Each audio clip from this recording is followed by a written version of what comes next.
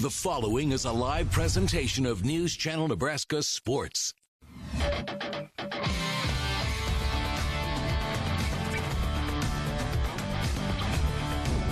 And welcome to Memorial Field here in Kearney, Nebraska, and welcome to News Channel Nebraska. We are broadcasting college baseball and glad to be doing so on a Friday evening. Brandon Axman alongside Jason Jorgensen, who's stepping in the booth with us tonight as we expect a good one. Beautiful weather. The wind's a little bit blowing, if you can't tell by the hair.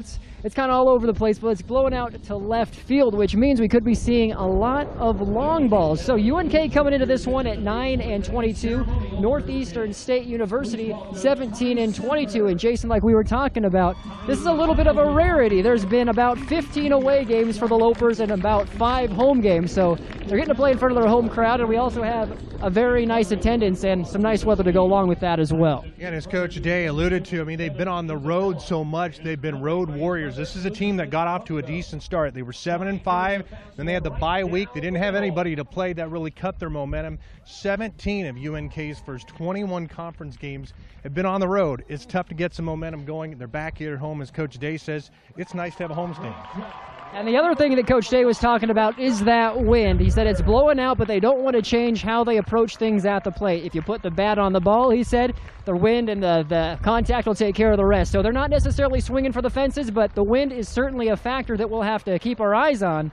Something else, the pitcher Robinson, who's on the mound, he said he's going to have to make sure his pitches are in the right spots and doesn't want to give up those hits that could allow the opposing team and the Riverhawks to send some long balls. Well, and Mitchell Robinson, if UNK has an ace, and this is a pitching theft that's quite outstruggled, but he has been their ace. He's 4-4.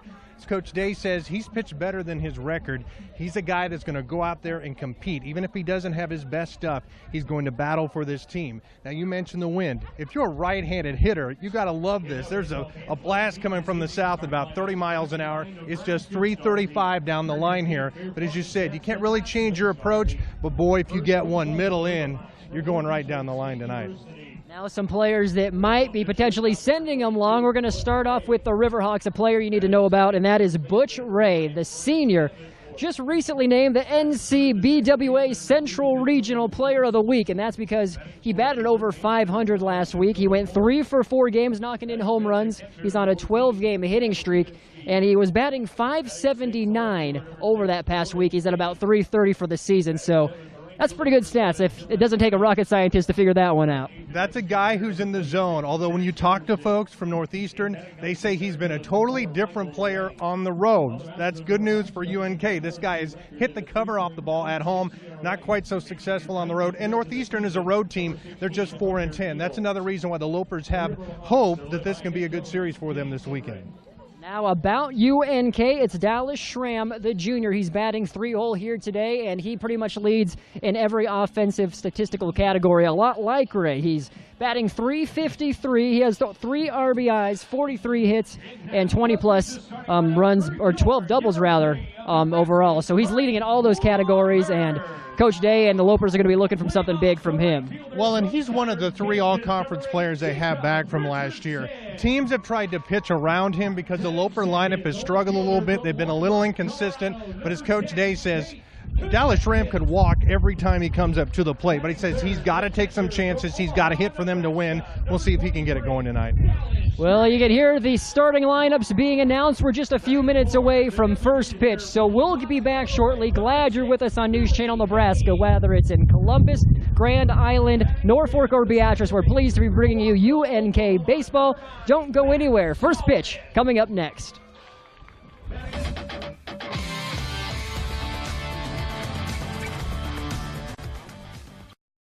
We invite you to experience Rowe. 2 dealerships, 20 minutes. Stop by our newest location, Rowe Chevrolet Buick, located in downtown Aurora. Or Rowe Buick, serving Grand Island and Central Nebraska for nearly 70 years. Family owned, hassle-free buying. Rowe Chevrolet of Aurora and Rowe Buick of Grand Island. You can view both dealerships' inventory at rowcars.com. 2 dealerships, 20 minutes. Get to Rowe today. From GI to York to Hastings to Broken Bow, our Grand Island Foot Clinic doctors have cared for farmers, football players, nurses, teachers, and construction workers. Young at heart, and everyone in between. That's our job. Now we have the same job with a new name, Foot and Ankle Clinic of Central Nebraska. Doctors Larson, Wilson, and Blackburn, committed to the health of your feet, ankles, and lower legs. We believe that every step you take on the job and in life should be pain-free. Foot and Ankle Clinic of Central Nebraska. York, Hastings, Broken Bow, Grand Island. Time after time, the Toyota Tacoma comes out on top. Named the 4x4 of the year, the all-new 2017 Tacoma delivers unwavering capability and good looks to match, with chiseled character lines and muscular fenders. Performance, resale value, design, and bottom line. Tacomas, starting at $24,320, lease for only $309 a month. If you're looking for a truck that stands up to scrutiny year after year, come see us. Cornhusker Toyota Honda, Ears Avenue, Grand Island. At Balance and Mobility of Hastings, we specialize in comprehensive physical, occupational, and speech therapy. We understand that not all therapy is the same. We treat neurological disorders, balance and mobility deficits, total joint replacements, as well as work comp, orthopedic, and sports-related injuries. We do this with a caring professional staff that provides one-on-one, hands-on, personalized care to meet your individual therapy needs. Experience better. Balance and Mobility of Hastings. Lavenders.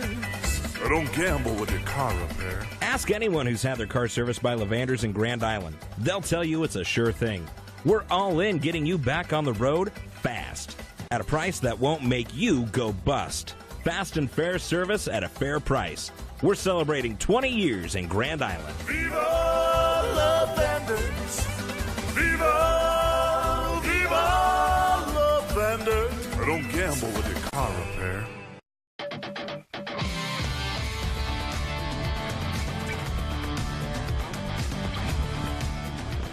Welcome back to UNK's Memorial Field. We're getting ready for baseball here on a Friday evening on News Channel Nebraska. Brandon Axman alongside Jason Jorgensen getting things ready to go. If you are just joining us, Northeastern State University has come to town for the first of a 3-game series with the Lopers. They're 17-22 overall.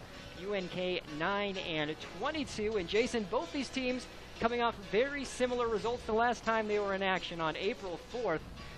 Northeastern State University lost 4-3 to Pittsburgh State in a walk-off single situation in the 9th inning, and UNK, they fell by 1 run, 5-4 to Northwest Missouri State, also because of a walk-off double in the 9th inning. So both these teams are going to want to bounce back from that and get a win here tonight. And each team has had, well, I guess you could say, bullpen issues. They each have dropped some games late in contests that they thought maybe they should win. So with the wind blowing out a Friday night, I wouldn't be surprised if this turns into gorilla ball later on. It might take 12, 13 runs to win this thing.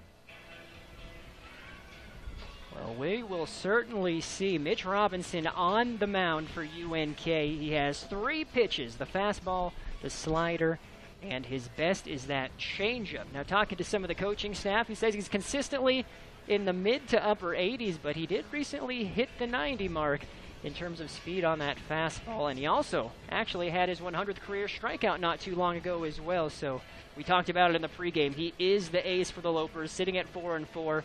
But a much better pitcher than his record indicates.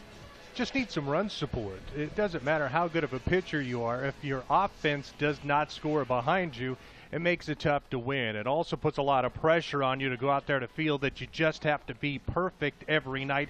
He doesn't have to be perfect tonight, but if he can find a way to give UNK 5, 6, maybe 7 innings. He threw on Tuesday, threw just 35 pitches. So even though he threw earlier this week, they'll go with him tonight on the mound.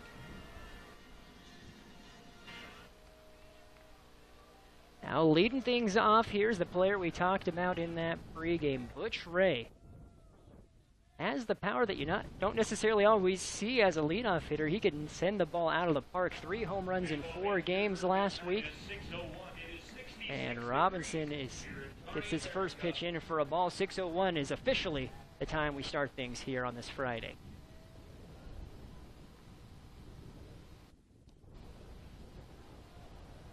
Yeah, important when you're dealing with the wind like tonight. You've got to keep the ball down, and especially keep it away from the right-handed hitters. If you float one down the middle here to Ray, it could be 1-0 in a hurry.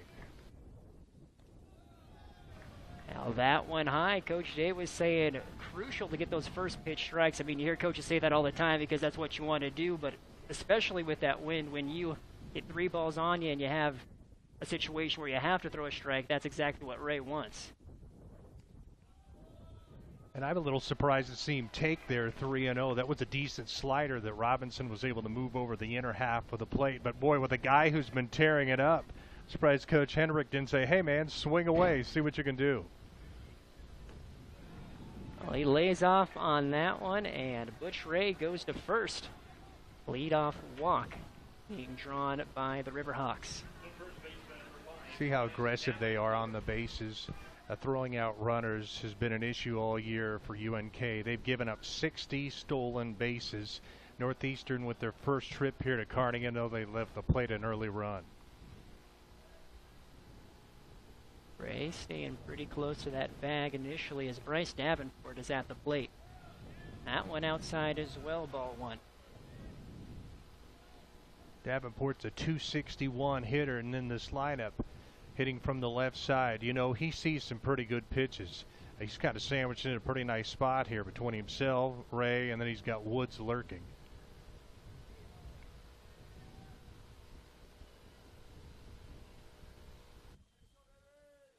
Robinson with the 1-0 pitch delivered. This is that one as well, 2-0. Pretty tight strike zone to begin with, and mentioned before with the wind blowing out to left where it's just 335, this could be a really tough night to be a pitcher, not only for UNK but also for the Riverhawks. And ball 3, just like the start of that battle with Ray. First pitch is 3 balls. You know, you look at the stats on the year for Robinson, walks really haven't hurt him. He's given up just 13 and 58 2/3. But boy, to walk Ray, and if he were to deliver one to Davenport here, that'd be a tough start. Battles back 3-1.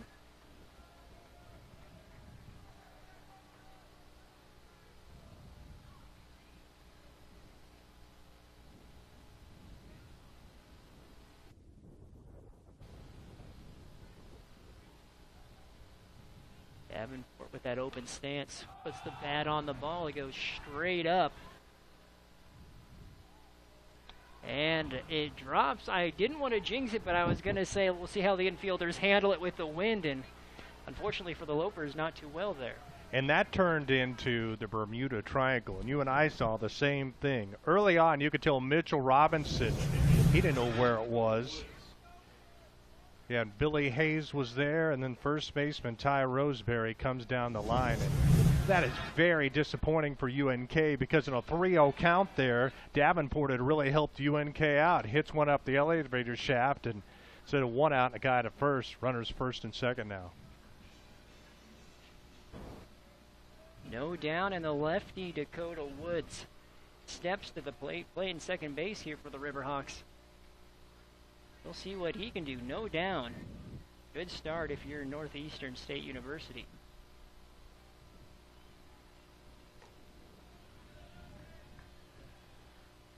You know, starting slowly has been an issue for UNK all season long. They've given up 32 first inning runs this year. They've scored just 17. You know, it's one of the reasons why they've won just 9 games. They played from behind a lot this spring. See the bunt trying to get put down there, and correct me if I'm wrong, but I think the first inning is actually the inning where UNK gives up the most runs in terms of it is, yep. Which is never a good thing, like you said, just to drive home your point. And that was a tough play. You've got the wind, you're looking back into the sun, but that's still a play Coach Day would say that his guys need to make. 1-1 delivery. Bunt is down along that third base line, and it trickles foul. And thankfully that ruled foul because that was trouble too. They have this, you know, it's an artificial surface here on the infield, and You know, grass, maybe that hugs, but with the field turf here, thankfully that one took a U-turn down the line because Brick Hirsch at third, he was going to have absolutely no play on that one.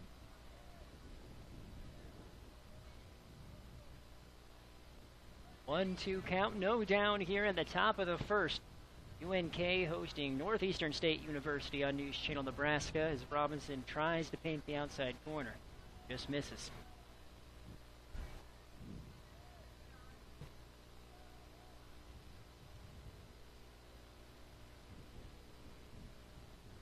Ray on second, Davenport on first, 2-2 count. And foul tip. Wood stays alive. And on a night in which UNK needed some innings out of Mitchell Robinson, and I know this is very early, his pitch count's already up there here in the first. So much for getting off to a quick start with a 1-2-3 top of the first. 13 unofficially. His 14th pitch catches the outside corner for strikeout number 1. And that is what the doctor ordered. Keep the runners there, first and second. You finally get a punch out, and maybe things start to go a little bit smoother here for UNK. He got him looking. One down here as Dakota Morse steps to the plate for the Riverhawks.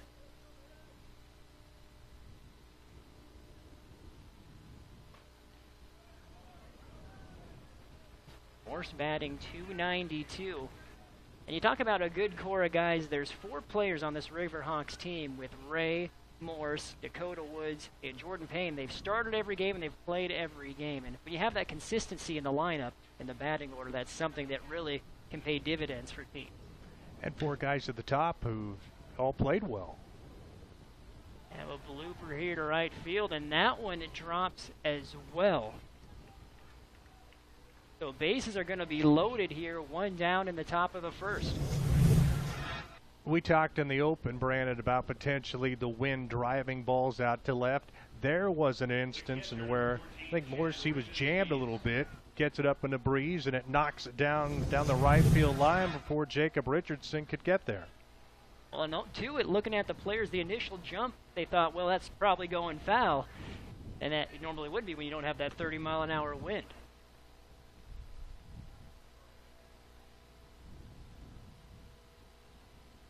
Robinson in trouble here early. We'll see what he can do in this jam.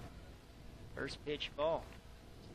He could really use a ground ball hit at somebody from Chad Rubenspies in a bad way. Rubenspies batting .258 in the 5-ball here tonight. Riverhawks, that one inside. Oddly enough, this is the first trip that Northeastern's ever had here to Kearney. They lead the series 7-3, and they were supposed to play here before since they joined the league, but never got up here. So their first look at Kearney. This is their longest trip in conference. Gonna say I had to Google Maps and see just how far that drive was, and the quickest route, 7 hours and 37 minutes. As for those of you who don't know, Northeastern State University's in Tahlequah, Oklahoma, which is in the northeast corner, but it's further south in the southern border of Missouri. So, geography lesson for you there. Just a quick little jaunt, about 8 hours. No problem. Gonna say, if you're gonna make the trip up here, you want to make sure you at least make it worth your while if you're Northeastern State. You have 3 days up here to hang out. Ball goes foul towards that Riverhawk dugout. Full count. Well, they picked probably the best weekend of the last month to be up here. We've been socked in with gloomy skies, temps in the 40s, so they come north, and maybe they brought some of that Oklahoma sunshine with them.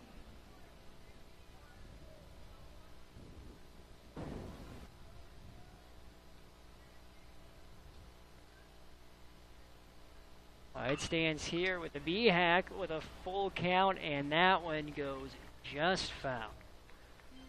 By inches. You talk about something that could have led to a crooked number early on here in the first. Ruben Spies really turned on that pitch from Robinson. Is UNK is very fortunate that wasn't a double that would have played it maybe 2, potentially 3.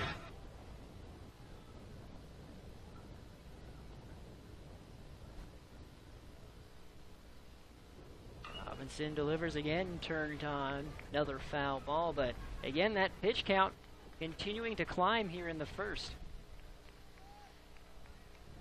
You'd have to think, Brandon, that the last 2 pitches, Ruben Spies had guessed right. He was sitting on an inside heater each time, and Robinson very fortunate to get away with the second one.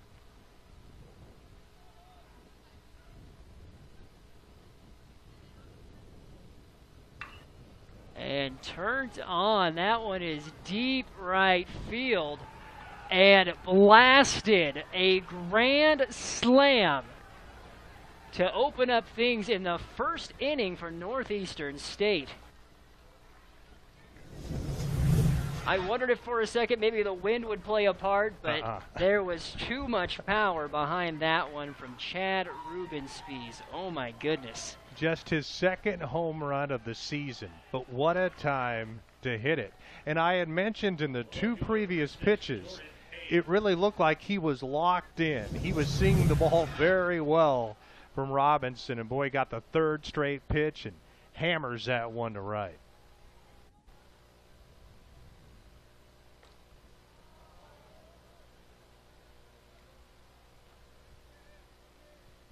And for those of you baseball aficionados been following News Channel Nebraska, that is our first ever Grand Slam that we've broadcasted. So, fun fact for you there. Mark it down in your calendars. This is a special day for you. More fun for Ruben Spies than it was for Robinson, that's for sure. And for UNK, unfortunately, the trend of slow starts continues. That one going down the 3rd baseline is he still settled down over that grand slam. Jordan Payne at the plate from Northeastern State. Isn't it interesting how big innings can start? It started harmlessly with the walk to Ray, and then really the play that UNK didn't make with Davenport on the ball that he hit probably 100 feet in the air, and boy, you don't make that play and then things get away from you in a while. That trend continues too. For whatever reason, UNK concedes the majority of its runs in that first inning. They're going to be playing from behind regardless when they step up to the plate here in the bottom of the first. 2-2 count.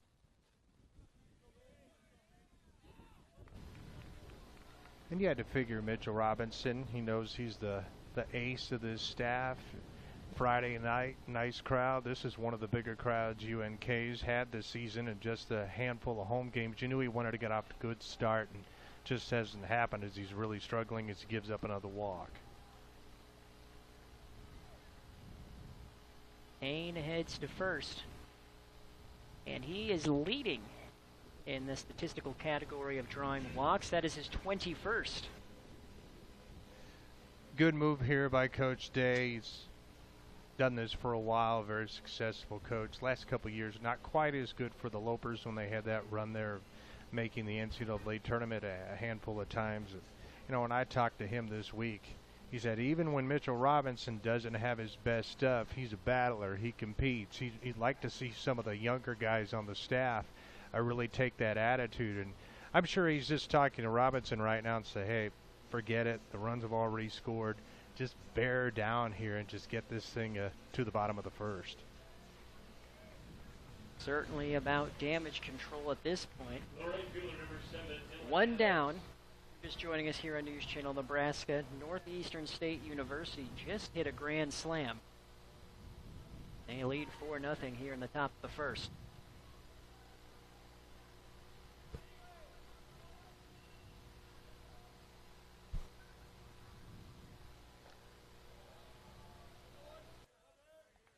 Going right at Dylan Adams there, gets him swinging. You know, even he's a guy, he's hitting 7th in that lineup, hitting .325. Not a lot of teams can say that. Doesn't make it fun for opposing pitchers when you have guys like that at the bottom of your order. You know, their overall average isn't great, .263, but They've been an opportunistic team this year, and this is a program that's gotten better. They actually have underachieved a little bit when you talk to the folks, but from what we've seen so far, this is a decent bunch.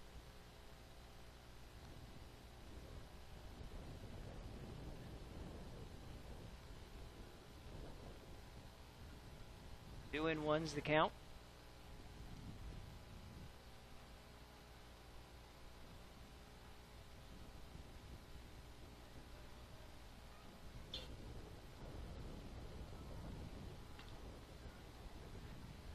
That one fouled away 2-2.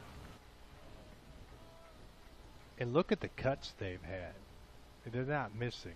Robinson is not missing bats with what he throws. He's got that four-seam fastball and the two-seam and a breaking ball to use it, but seems like every count he's been behind. He's had to come with a fastball, and these guys have been ready.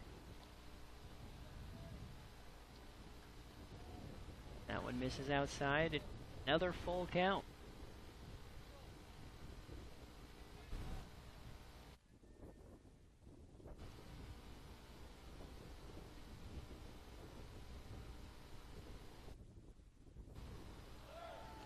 Deal is on. Strikeout. Do they get the double play? And he's punched out. So that's one way to get out of that inning. You get the strikeout on Adams. You throw out Payne at second. And Adams at second, excuse me. And regardless, it's a 4-0 game as we head to the bottom of the first. 4 runs scored on 3 hits, though, as Northeastern State strikes. We'll be back on News Channel Nebraska.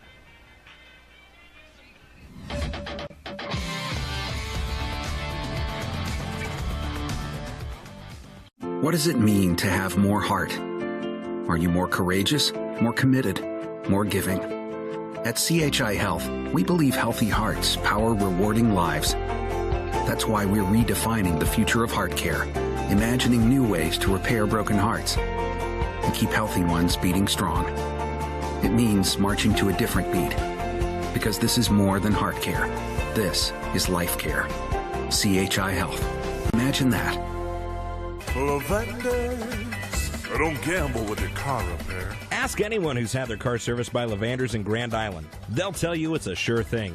We're all in getting you back on the road fast at a price that won't make you go bust. Fast and fair service at a fair price. We're celebrating 20 years in Grand Island. Viva Lavenders. Viva, viva Lavenders. Don't gamble with your car repair.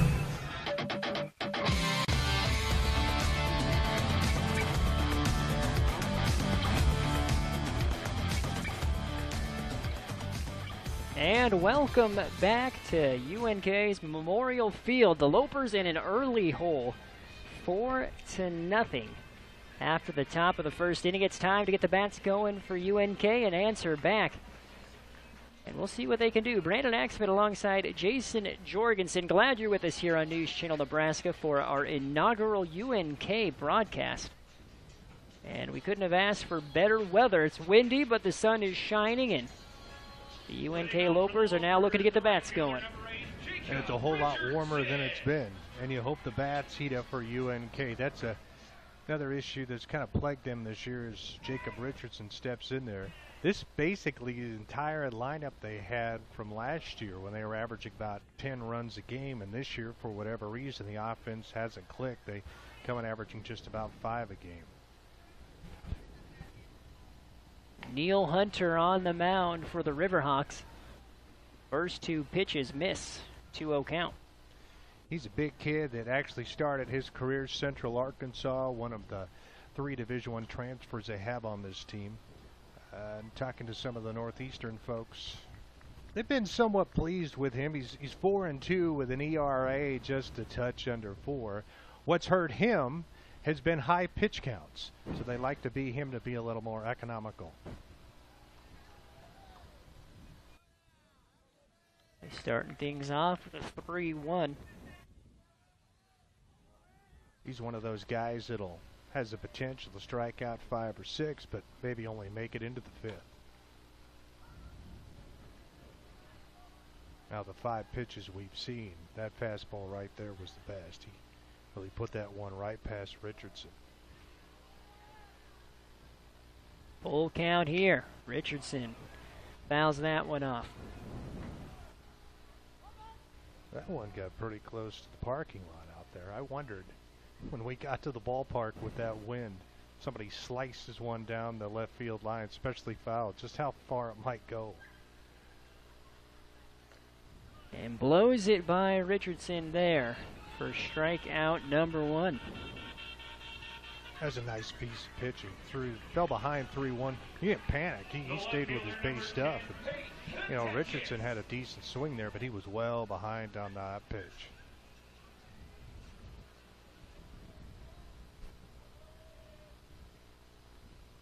So that brings up to the plate Pate Katechis. Say that right? You got it right. All right, there we go. He makes the all-name team. Guess his dad owns a brewery out in Colorado, and he actually has a beer named for him. True story. Hey, that's a resume builder if nothing else. You bet. Katechis batting .220 on the season as he rips one down the third base line, and there's the first hit for UNK, and this will be a stand-up double for Katechis. Well, he's one of those guys that when he connects, he connects. His average has not been great, but you see him on this at bat, just kind of stay back, good approach, and he shot that one past the third baseman, Dakota Morse. That is Katechis' 8th double of the season. That puts him tied for second in that category for the Lopers. And Dallas Schramm now steps to the plate. We were talking about him a little bit in our pregame, batting .355. He has 5 home runs to lead UNK and 30 RBI. Is the only UNK player that has played and started every game this season. I think he was a good guy to focus in our pregame because he's a guy that has to get it done for the Lopers, and for the most part he has. Coach Day told me this week, he said, we just need more help for him. Right now he's got a chance to come through with Katechis at second. And looks like that's going to be catcher interference. So Schramm gets a free base. And the Lopers have runners on first and second with your 4-hole DH, Billy Hayes, stepping up. Well, there's nothing like letting the opponent get right back into the game when you give up a double and then catcher interference and see what the DH, Billy Hayes, can do. These are the situations that UNK has kind of struggled in. Hayes batting .328 on the year.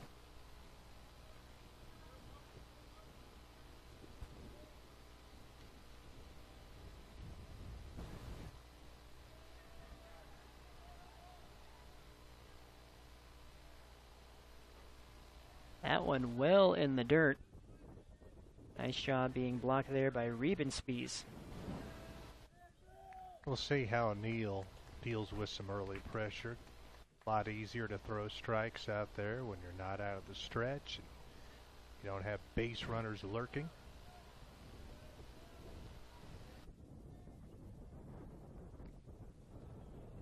That one outside as well. 2-0 to Billy Hayes. Now Hayes is leading in the triple department for UNK. He has 2. And I'm sure he'd love to get one of those right now and make it 3. And a good eye at the plate right now. He's making Neal really work. Neal hasn't changed speeds much from what I've seen. Everything's been pretty hard and pitching away. 3-0 here. And Hayes lays off, and we have bases loaded here for the Lopers. What do we say at the top of the show? It might take 12, 13 runs to win this thing. Excellent chance for UNK to get back into this. And after Richardson struck out to start the top of the first, I really like the approach. Katechis able to line that double down the left field line. Schramm was just getting going before the catcher's interference, and good at bat there from Hayes. He didn't see one pitch that he liked, so see what Matt Salomon can do. Salomon batting .318. Pitch delivered. He turns, goes right to the shortstop. A chance for a double play. And that is an unfortunate break for UNK. They strand 3 runners on the 6-4-3 putout. And UNK will search for more runs the next time they get up to bat. It's 4-0 after the first inning here on News Channel Nebraska.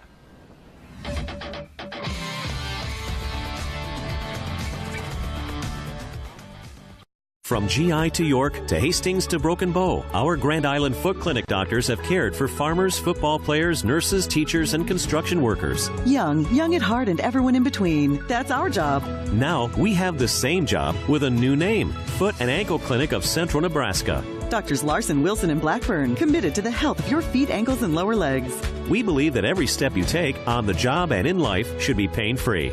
Foot and Ankle Clinic of Central Nebraska. York, Hastings, Broken Bow, Grand Island. We invite you to Experience Rowe. 2 dealerships, 20 minutes. Stop by our newest location, Rowe Chevrolet Buick, located in downtown Aurora. Or Rowe Buick, serving Grand Island and Central Nebraska for nearly 70 years. Family owned, hassle-free buying. Rowe Chevrolet of Aurora and Rowe Buick of Grand Island. You can view both dealerships' inventory at rowcars.com. 2 dealerships, 20 minutes. Get to Rowe today.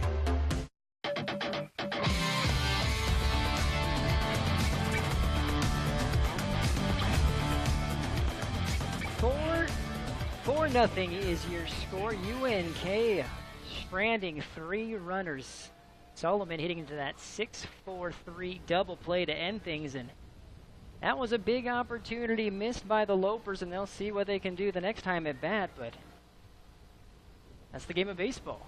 It is, and unfortunately that first inning probably summed up the last 2.5, 3 weeks for UNK. You give up 4 runs on the top of the first, you get a chance, things are promising, and boy, the old double play really hurt. Leading things off here in the second, Zach Henderson, the DH for the Riverhawks.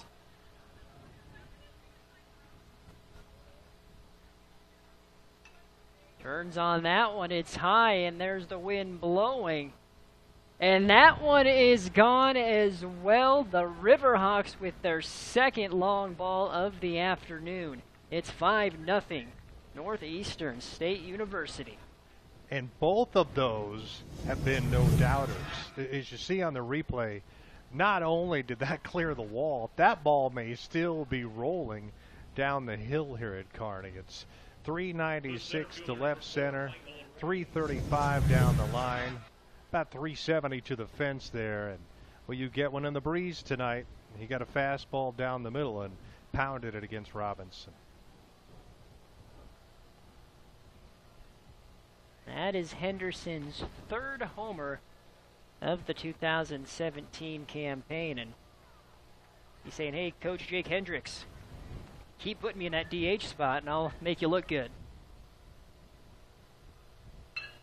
There's a liner right up the middle by Michael Ray as the bats continue to stay hot here for NSU. Well, I don't think the 8-hour trip today hurt them one bit, Brandon. They no cheapies for them tonight at all. All of their hits, other than the first one from Davenport that really hurt. But, boy, everything is just coming off the bat for them. So we're back to the top of the lineup. Butch Ray threw a walk to lead things off here as he steps back up, swing and miss on the delivery from Robinson. Now, folks, if you're wondering about the Rays, Butch Ray, it's spelled R-E-A. Michael Ray, it's R-H-E-A.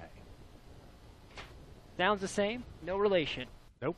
Spelling the difference. As we have a steal attempt sailing well over second base. But you're the one who did your homework on that one, so you taught me something about the Rays. Well, I try, but folks at Northeastern were really nice this week to give us some info. Wondered when we would see the running game start to go for the Riverhawks, and that was a pretty good jump from Michael Ray. That was going to take one heck of a throw from Dallas Schramm to get him at second.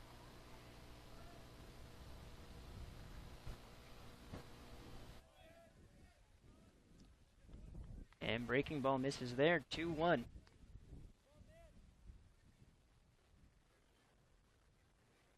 Well, I know kind of the book on Northeastern was that, yes, they're 17-12. They're 11-7 in conference action. But they had played a ton of home games against the bottom tier of the conference, whereas UNK has been on the road against some of the top teams. And, you know, Coach Day right now, he's got a decision to make. He wants to go with Robinson, but he's got two guys in the bullpen warming up. Robinson just doesn't have it tonight. And I was talking to Coach Day, too. I said, how does that work out that you have 25 away games and 5 home games at this point in the season? He said, you know, if I knew the answer to that question or knew who was in charge of making our schedule, I would like an answer myself. Ray draws a second walk. Now on the flip side, you think maybe next year that fortune turns around and those away games turn to home games, at least in some capacity, as after that walk we're having a meeting at the mound for the Lopers. And I think they're just trying to buy time. You know, it's going to be a short night for Mitchell Robinson as Lopers are going to the pen. They thought he'd be okay. He threw 35 pitches on Tuesday, bounces back tonight, and just didn't have it. So Robinson is done. We're going to have a pitching change. We'd like to remind you to check out the Foot and Ankle Clinic of Central Nebraska in Grand Island. They provide the care you deserve that will put the spring back in your step, so give them a call, 308-381-0404, to schedule your appointment today. Your feet will thank you. We'll take a quick break here on News Channel Nebraska as we are in the middle of a pitching change here in the top of the second inning. Northeastern State University leads UNK 5-0.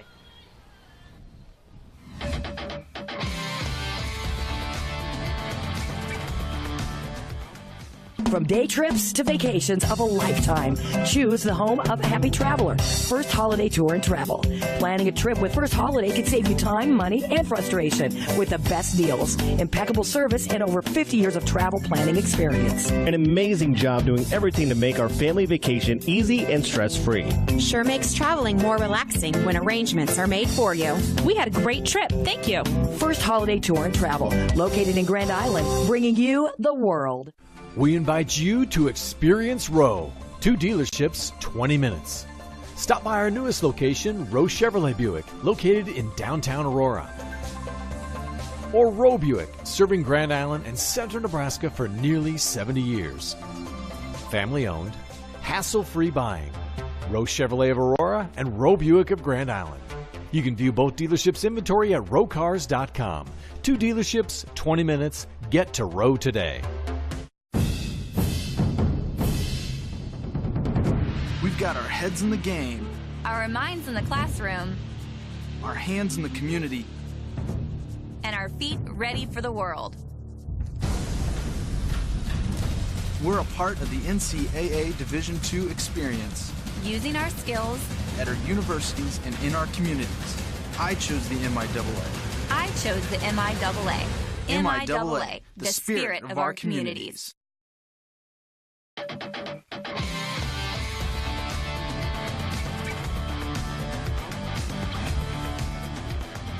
And welcome back here to Memorial Field. We just had a pitching change. A bunt is laid down.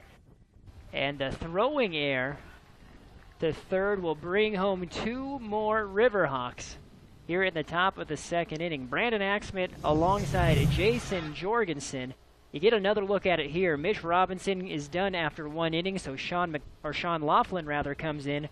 Bunt is laid down, and the wild throw to third allows 2 more Northeastern State runners to come home. And that's tough.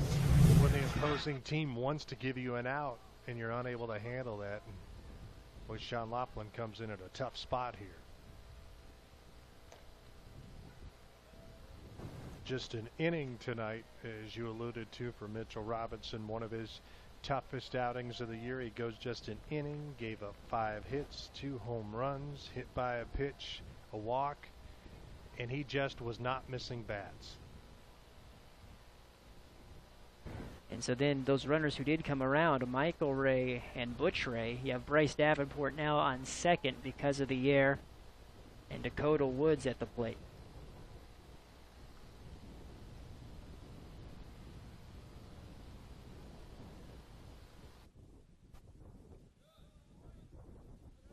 See Laughlin more with that sidearm delivery as well, as senior on this Loper team. Kind of a different look, and you know, normally he's the guy come in, maybe get an inning or two, and they need at least 2 or 3 out of him tonight, because the game plan was for Robinson go pretty deep. And you got to like the approach of Northeastern State. You know, they look at the records. They know that UNK has struggled. They hop off the bus today with some confidence and taking some swings. And boy, the 2 home runs, too, wins or not, those were rocket shots. Laughlin will see if he could fare better. Chopper goes foul near that first base line, but you're looking at Northeastern State and how they've been playing recently. They've won 8 of their last 11 contests, and they were on a 5-game winning streak until that game earlier this week against Pittsburgh State, where they fell by just 1 run. You look at UNK, they have 2 wins since March 3rd. You talked about that hot start, but they have just been cool since then. February 19th was when they had their last winning streak. There was 3 games in a row when they swept UCCS, but right now it's just about getting in the win column and building some positive momentum for this Loper squad. Well, and they've had some close calls. They've had some games where down in Emporia had the lead, couldn't hang on. It just hasn't clicked. And sometimes when that rock starts coming down the hill, it doesn't matter what you do, you just can't stop it. And unfortunately for UNK, you talked about the schedule, unable to replace Lincoln, who gave up baseball. And boy, Coach Day really believes that just having that week when they didn't have a game kind of hurt the rhythm. And that one is going to be fair. Another runner will come around. Stand-up double for Dakota Woods. And these are just quality at-bats, every single one of them. More to your point that the Riverhawks have been taken, they've been battling, they've been fighting off pitches, been waiting for what they want. And sometimes you just have to tip your hat to a team. And it's one of those nights. It really has been. That was a nice bit of hitting by Woods. That would have taken a big league stopover at first to make that catch. I don't know if they can do anything wrong right now. This has got to be about the best couple of innings they played all year.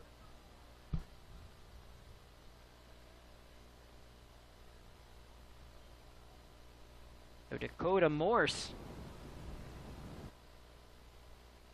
now up to bat.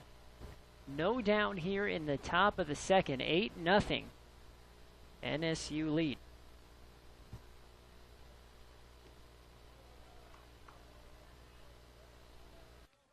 That was a nice breaking pitch by Sean Laughlin. As a right-handed hitter, you see that coming in. I mean, you see the arm angle from Laughlin, and you wonder if that ball is going to be riding in on your hip. But that thing took a nice dip right at the plate. 0-2 for Laughlin. Just missed the outside corner. And it's interesting how things can change. Yes, Northeastern, they came out of the box with grand slam, put up 4 runs. UNK has the bases loaded. At the time, Hunter Nia was really struggling, and then the ground ball to short, and it's been all downhill ever since. That one will go into the stands.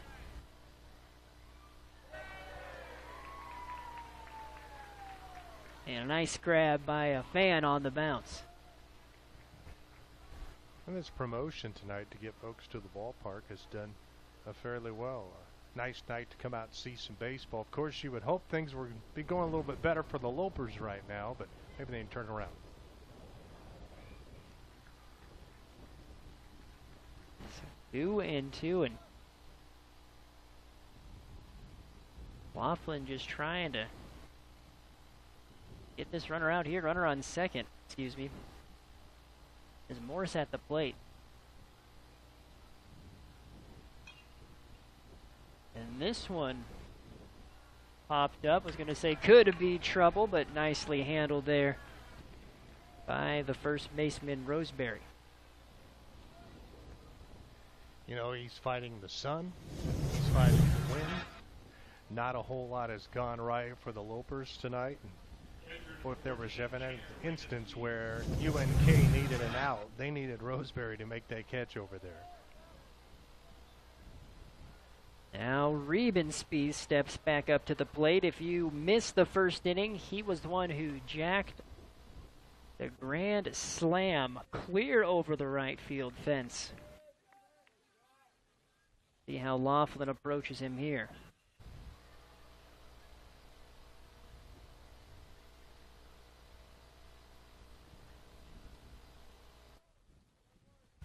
Well, my guess is that Laughlin and Schramm won't make the same mistake twice that Robinson and Schramm made, and that was grooving a fastball right down the middle of the him. As we thought a lot of shots go out toward left, he was able to pull that to right with just a titanic blast.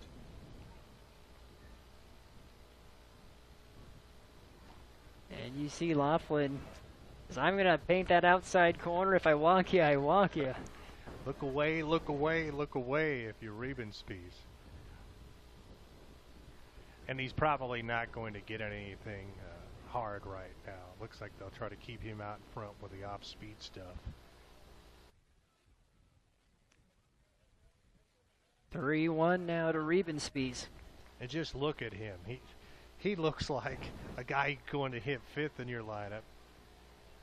Very sturdy, put together. Good balance with his stance, and left-handed hitter to boot.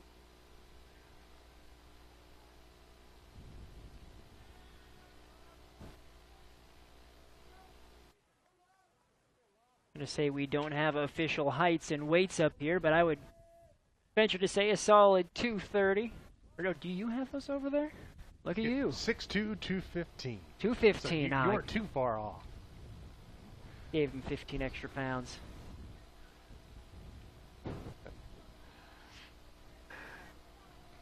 Full count to Riebenspees as he fights that one off.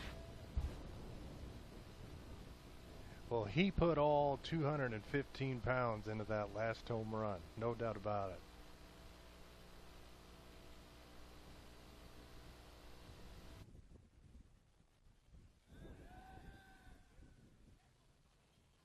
Laughlin looks a little uncomfortable here on what Schramm's calling. And if he saw the home run that Riebenspees barreled up, really can't blame him. He could use a good pitch here at 3-2.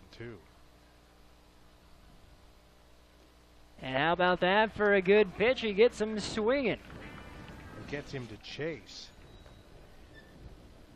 And that's tough. You hit a gigantic home run, and the next time you're thinking another home run, and Laughlin totally a different pitcher than Robinson. And, you know, he took his time, looked a little nervous there, but that was a real nice 3-2 pitch. Let the hitter get themselves out. That's what he did in that instance. That brings up Jordan Payne. He walked his first at bat.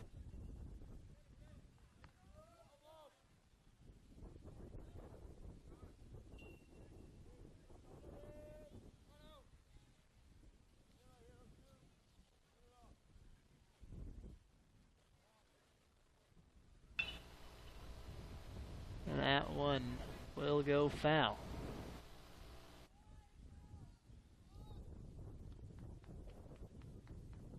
Way this wind's blowing, you just want to get on your horse as soon as that ball starts chopping towards that first base line. We saw the Lopers fall victim earlier in that first inning. We do not kid you when we say it's 30-mile-an-hour winds blowing to dead left field. And it's affected balls all over the park, as you might expect. This field is shielded a little bit, but 30-mile-an-hour wind is still 30-mile-an-hour wind. Now chopper to right center. That one drops. And that'll make it 9-0 for the Riverhawks. As he had Dakota Woods come around. Pretty nice piece of hitting there. Adams stayed back on it. Wasn't about to get himself out. Or Payne stayed back there and really guided that one to the right center. To me, it looked like Jacob Richards in the right field got a pretty good break on that ball, but that one was stung pretty well to the gap.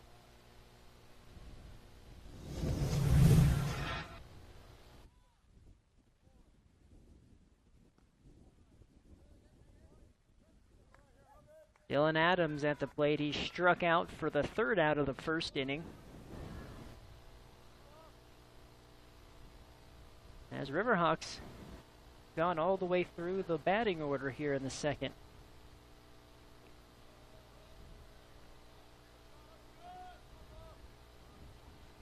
He might be taking some ribbing in the dugout. His teammates, hey man, everybody else has been a hit parade but you. We'll see what he can do here.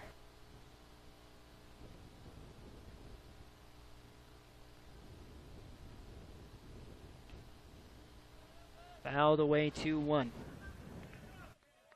This is a team that's made up of 3 guys who started out in Division I. You look up and down the roster, a lot of JUCO players here. These are guys that have played a lot of baseball, seen a lot of different pitching, and they're having a nice year. I know they're a little disappointed with it, but it's a pretty good unit that comes in 17-12. And this is a tough league. The MIAA is tough in so many sports, and baseball is right there. Off-speed pitch gets him there. I think he had the home run swing going there. He about swung out of his shoes. Great job by Laughlin. He's got to pull the string there. He's trying to pull his team or prove his teammates wrong. You were talking about ribbon him in the dugout. Yeah, what if he went 0 for 2? Everyone else had a hit. A lot of pressure here on Adams. Full count with 2 down. Jordan Payne on second.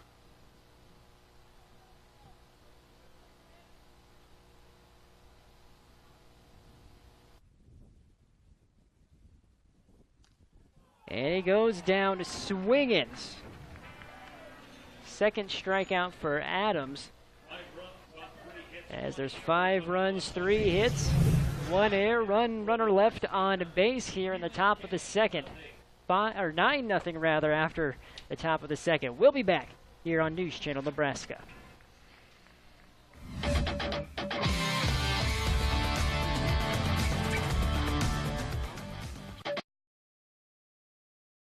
Balance and mobility are essential to everyone. When compromised, we're here to help. Our state-of-the-art center includes private treatment rooms and a warm water pool. We specialize in orthopedics, vertigo, postural restoration, and neurological disorders. And we also offer comprehensive speech-language services. We do this with compassion and care. Experience better. Balance Mobility Aquatic Center, Grand Island. Lavenders. Don't gamble with your car repair. Ask anyone who's had their car serviced by Lavenders in Grand Island. They'll tell you it's a sure thing. We're all in getting you back on the road fast at a price that won't make you go bust. Fast and fair service at a fair price. We're celebrating 20 years in Grand Island. Viva Lavenders. Viva, viva Lavenders. Don't gamble with your car repair.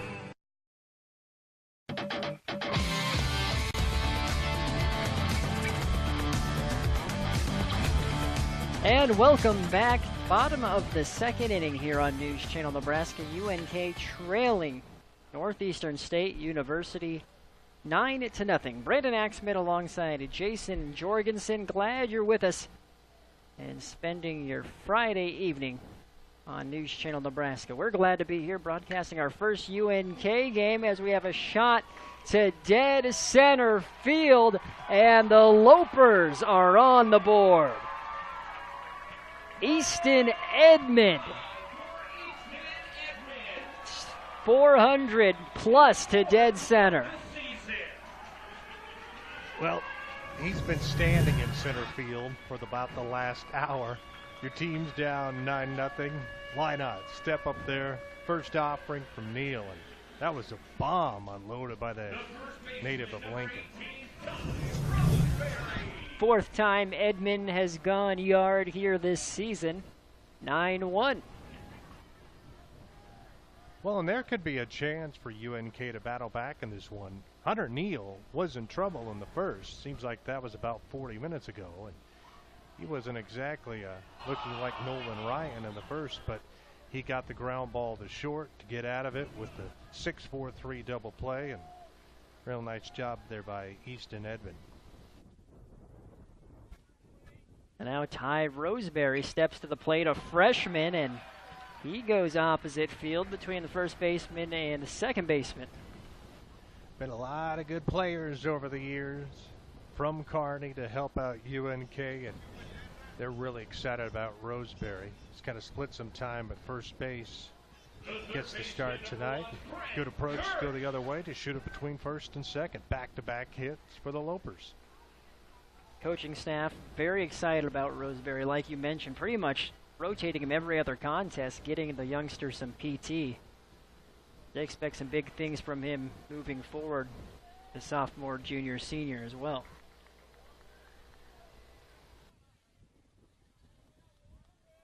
That brings Brent Kirsch to the plate for UNK. Kirsch batting 162. Puts his bat on the ball there, and that'll move his average up. As a little bit of the momentum that the Riverhawks have had those first two innings are starting to wear off on the Lopers. It's a long way back, but it's got to start somewhere. You got to do it hit by hit, plate appearance by plate appearance. Kirsch is one of the most experienced Lopers. He's a 4-year starter. He's not having the senior season he would have liked, but plunked one into shallow right center, as we see there on the replay, and Lopers have something going. That brings another freshman to the plate, Calvin Rudolph.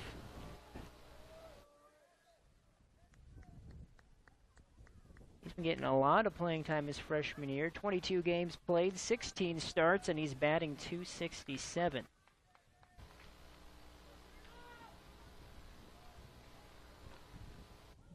I think there's two positions on a field where if you're seeing a true freshman seeing a lot of playing time, that's a big spot. Shortstop and catcher. Normally you don't see the young guys in that spot. UNK, we mentioned Roseberry. They've got a good future there with Rudolph.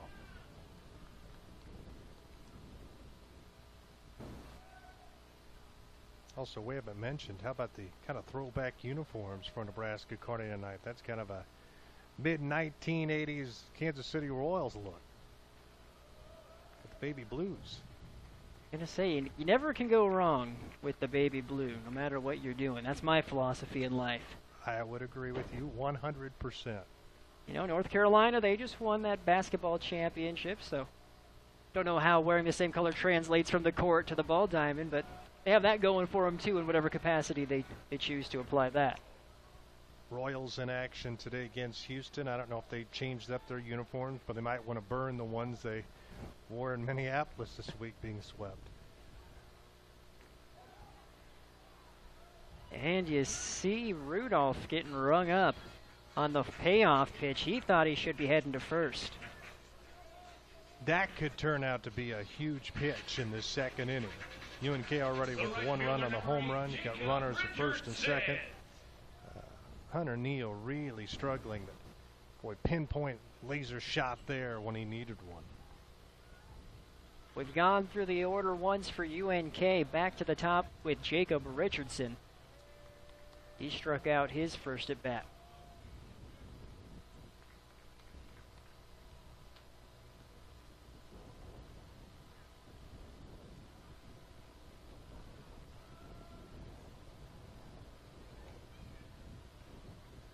Just gets a piece of that when they're 1-1.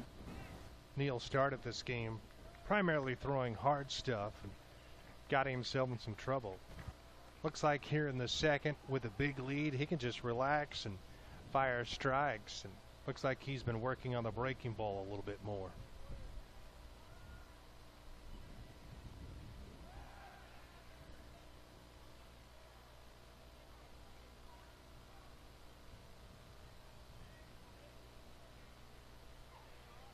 This UNK lineup, as Coach Day has said, they've been consistently inconsistent. And he's tried to move this lineup around. Seems like whenever he finds a lineup that will work, that he does the right thing. You keep that lineup, and then it doesn't work. So tonight, Richardson getting the spot in that leadoff spot for UNK.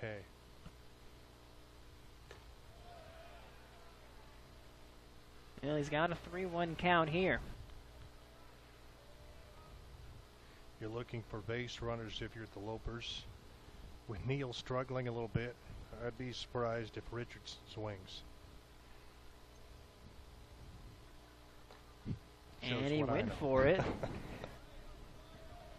That's what you want. So you have that pitch going right down the middle. He's got another opportunity. Full count now to Richardson. That was a pretty good 3-1 offering to take a crack at.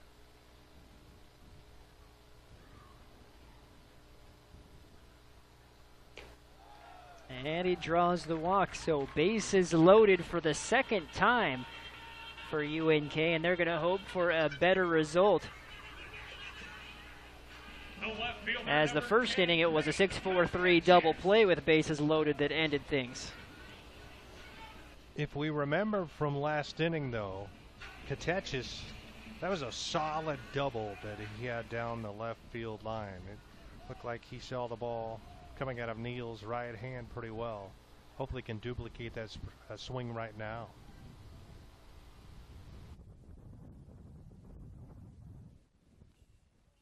Plays off that one for strike one.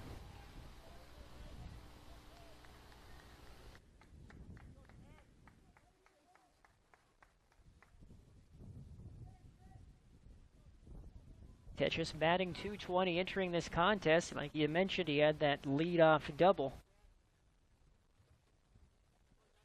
Here today, sitting at 1-1. 1-4-1 rather, as this pitch comes in and he swings and misses for strike two. Now, he has some power in his career with the Lopers.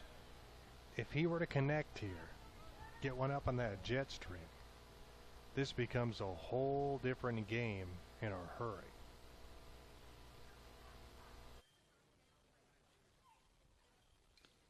Hey, stayed alive, got a piece of that one. And he's swinging for the fences. His head that time was clearly turned. He's fortunate just to get the end of the bat on the ball. And I don't know if Neal, and he doesn't have to give in yet, but it's 0-2 count here.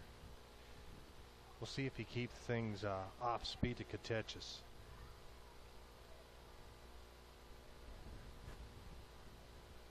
But Katechis looks like he's trying to tie this thing up with one swing of the bat. Yeah, I'm not seeing the B-hack right now with two strikes on him. Puts that one in play, and it deflects off the first baseman. A break for the Lopers as everyone's safe and a runner comes around. Roseberry comes across. Northeastern State, they do a lot of good things. They are a so-so defensive team, and you know, that was not that hard of a ball hit toward Bryce Davenport. Just eats him up. Brandon, you said it, a break for UNK. They needed one. They have not had too many breaks here over the course of the last month or so, and this train continues, and now here's the guy that won at the plate. Dallas Schramm, leader in RBIs with 35 home runs on the season to lead the Lopers. And he has the bases loaded here in the bottom of the second.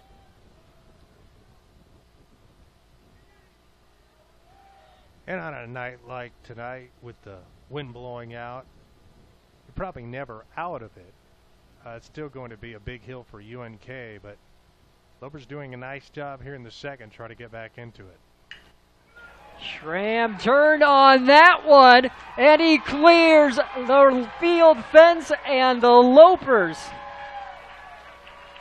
have turned this game back around.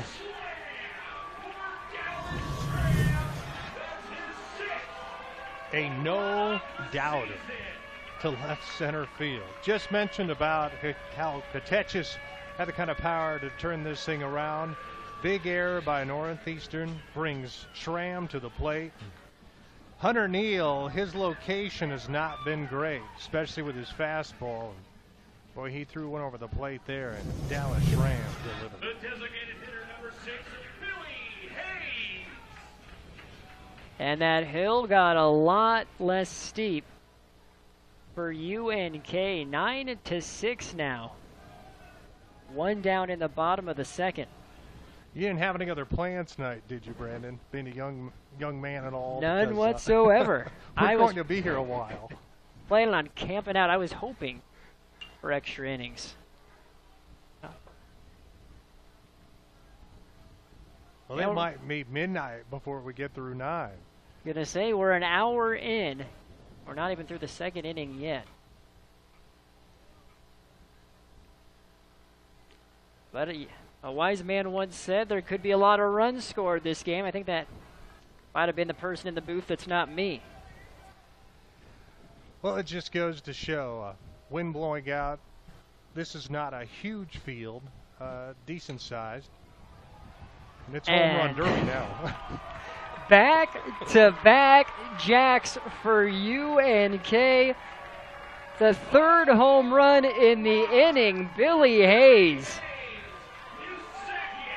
says, I will do exactly what you just did, Dallas Schramm, and that is blast it over the left field fence. Well, I hope no one left after it was 9-0. Is UNK doing a fabulous job here in the second inning. They got a free out on the big arrow over at first, and boy, 3 big home runs for a team that's not hit a lot of home runs this year. 9-7. 2 innings in.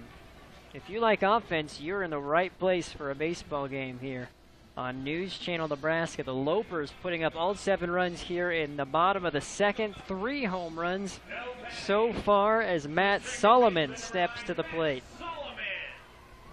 And through 50 innings, Hunter Neal had given up just 4 homers. 3 here in this inning. So he's got to be a little shell-shocked.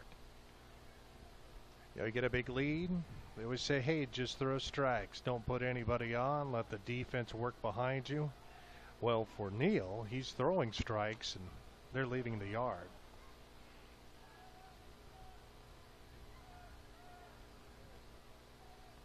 Well, the Riverhawks went around the batting order in the top of the inning. UNK has done just the same thing. Matt Solomon steps to the plate. Now he's going to want to atone for that double play he hit into in the first. Good news for him is he can't because there's no runners on. Exactly, and he had a pretty good swing on that. But I'm impressed with the Lopers. They're coming off a stretch here in which, I mean, things have not gone well for quite a while. Big Friday night crowd. You're down 9-0, and boy, they come fighting back.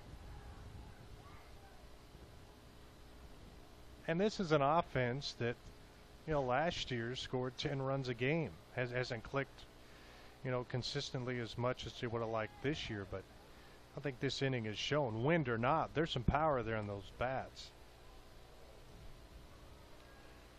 And Solomon, unfortunately for him, goes down looking for out number 2.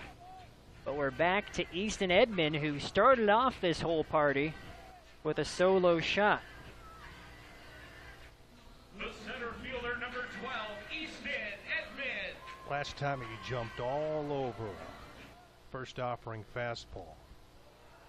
Doesn't get the chance this time around.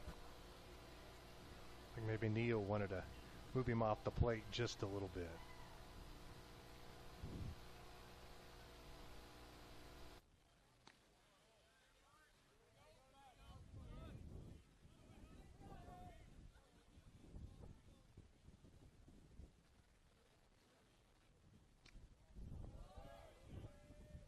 2-1 now to Edmond. He's another one of those lopers that's played a lot of baseball for Coach Day the last couple of years. It's his bat on the ball there, and are you kidding me?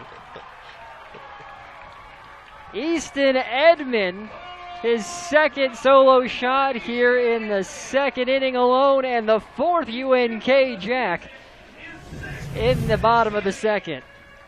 And when it left his bat, it was almost a carbon copy of the first one. Little lower, but once again it hit that jet stream, and you could tell from the reaction from center fielder Michael Ray, that one was not coming back. I'll be honest, I was writing in my book, I hear the crack, look up, and none of the outfielders are moving. I wasn't quite sure where the ball was going, but from their judgment, like you said, it was well over the fence. Now, a bigger question is, where have all of those baseballs rolled to? Some ball boy is having a heyday if they're...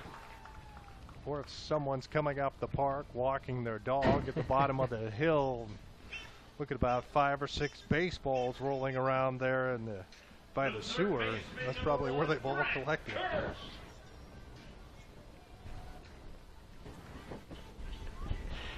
Would not be prime real estate for a used car dealership.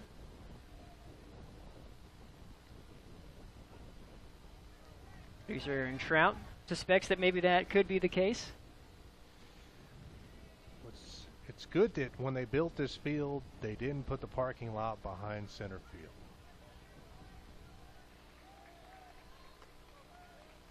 Well, I tell you what, 9-8.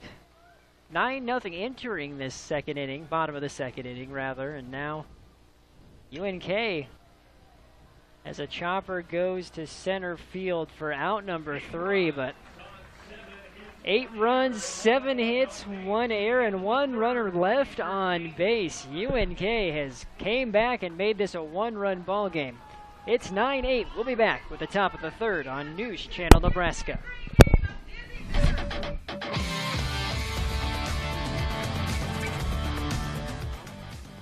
From day trips to vacations of a lifetime, choose the home of Happy Traveler, First Holiday Tour and Travel. Planning a trip with First Holiday can save you time, money, and frustration with the best deals, impeccable service, and over 50 years of travel planning experience. An amazing job doing everything to make our family vacation easy and stress-free. Sure makes traveling more relaxing when arrangements are made for you. We had a great trip, thank you. First Holiday Tour and Travel, located in Grand Island, bringing you the world. Time after time, the Toyota Tacoma comes out on top. Named the 4x4 of the year, the all-new 2017 Tacoma delivers unwavering capability and good looks to match. With chiseled character lines and muscular fenders, performance, resale value, design, and bottom line. Tacomas, starting at $24,320, lease for only $309 a month. If you're looking for a truck that stands up to scrutiny year after year, come see us. Cornhusker Toyota Honda, Pierce Avenue, Grand Island.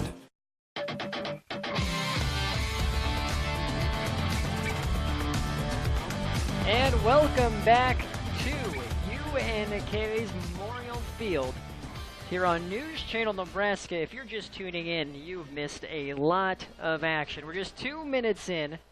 We just had 4 home runs from the Lopers alone in the bottom of that second inning. There was a grand slam, 2 solo shots by Easton Edmond. Dallas Schramm also knocked home a homer. So we are now 1 run separating these 2 teams after the Riverhawks had a 9-0 lead. That's it? That's all that happened, not much. Brandon Axman alongside Jason Jorgensen. Glad you are with us. There's plenty of baseball still to be played, so sit back, relax, and enjoy wherever it is you're watching from here on News Channel Nebraska, whether it's in Grand Island, Beatrice, the Norfolk area, or Columbus. We're glad you're with us. First time we've had Loper baseball, and they put on a show there in the second inning for us. That is for sure. They turned what looked like what's going to be a wreck of a game into a pretty interesting story right now. Yeah, the Lopers were in trouble. Starter and ace Mitch Robinson taken out after just 1 inning. Laughlin did a good job coming in relief in that second. We'll see what he can do here in the third as designated hitter Zach Henderson stepped up to the plate. And he also has a home run, his last at bat. He's got to be careful with. We'll see if Northeastern makes the adjustment to Laughlin coming from 3/4 and a lot of off speed. His numbers this year, they've used him a lot. This is his 16th appearance, 21 innings. ERA, little over 8. They need some mileage out of him tonight. That one goes right back to Laughlin. He snatches it for the easy out.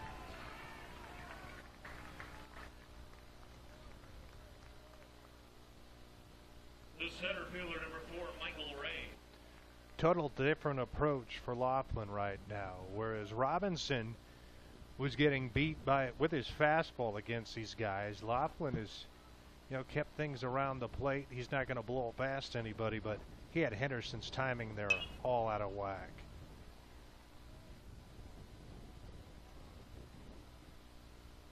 Michael Ray at the plate at the bottom of the order, the 9-hole. He had a single. What a win, and just a moral victory that would be for UNK if they could throw up a scoreless inning here in the top of the third, get those bats going again, and continue to build on the momentum of the second inning. Yeah, you've given up 4 and 5 runs respectively in those first 2.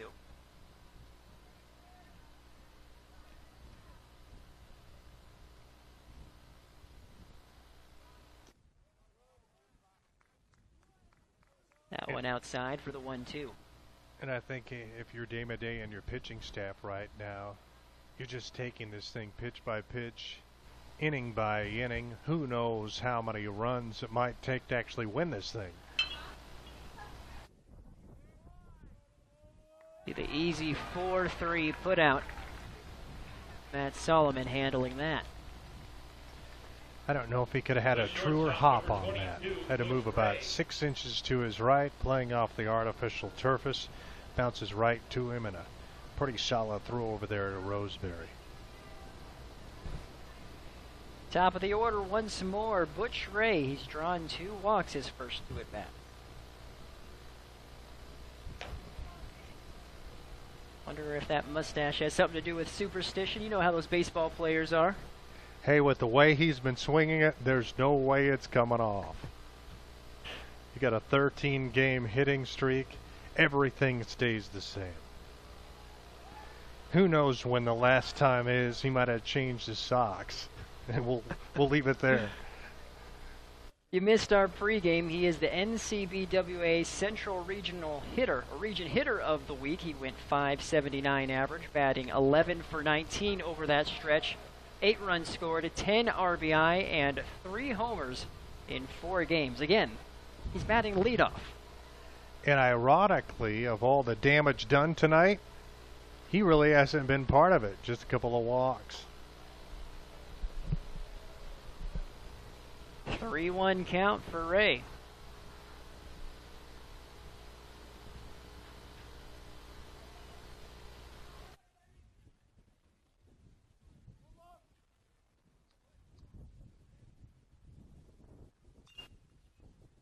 He puts his bat on the ball, and that's what everyone has been used to seeing following Northeastern State. Ray with another hit, dropping right there in shallow right center.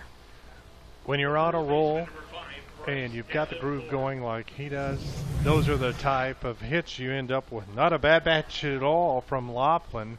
Boarded it in on his hands, but Ray's strong enough to fight it off for a hit.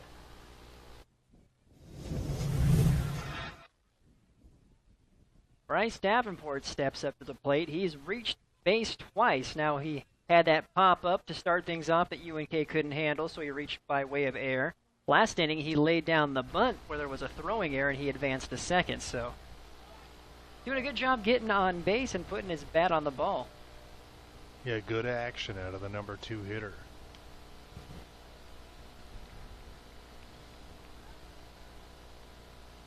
Ray with pretty good speed over at first. Of course, the scouting report on UNK is that they've had issues throwing out guys attempting to steal. Laughlin paints the inside corner there.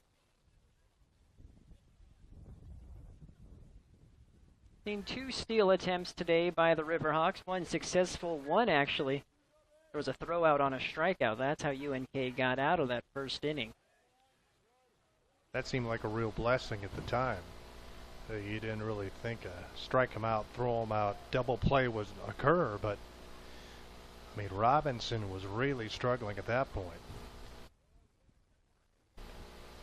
The Laughlin wanting to make sure Ray doesn't get too far away from that bag. And he's 6 of 8 this year in stolen bases, so there's a guy who knows how to pick his spots. Now that looked like that might have been a decent pitch to run on. Kind of moved inside, handcuffed Schramm a little bit.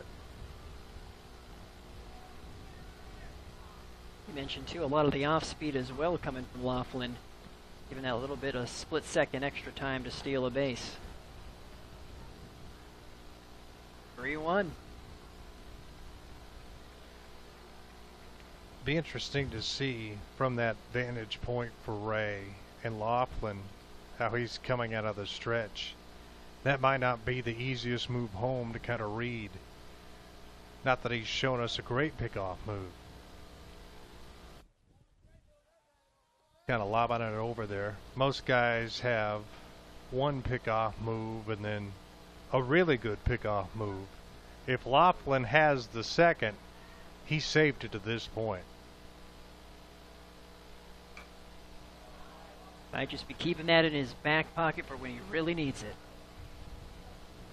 But if he can find a way to get through this, when he kind of ended the mess in the second, he could keep the Riverhawks scoreless here in the third.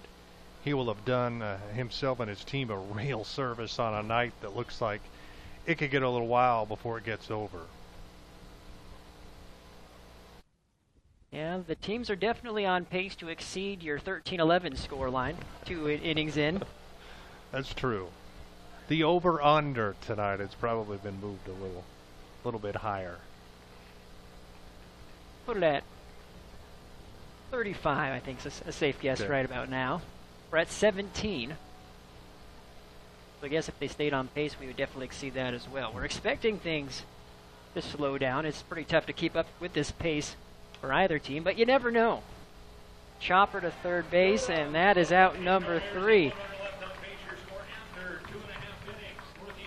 So UNK holds the Riverhawks scoreless in the third. We'll be back with the bottom of the third here on News Channel Nebraska.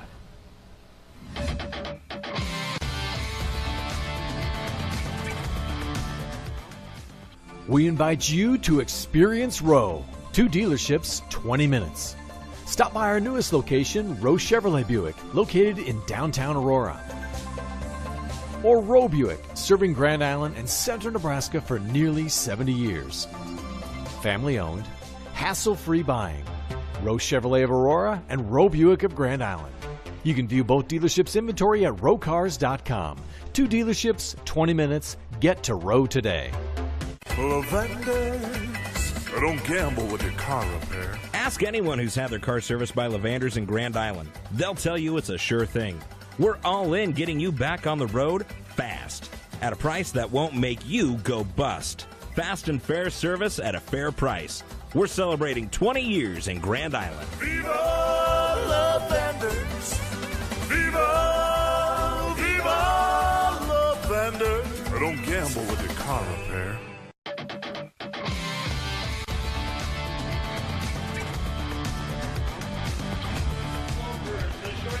Well, the moon coming out early on this one. We've seen a lot of moon shots. Jason Jorgensen, does that work? I think so. I was hoping you'd go in that direction. Otherwise, I thought about adding that. Some lunar activity, some rockets off the bat. We've been seeing a lot of home runs at the point we're trying to get at, 4 of which came by UNK in that second inning alone. 17 runs scored so far as Calvin Randolph flies out for out number 1. The right fielder, number 8, Jacob Richardson.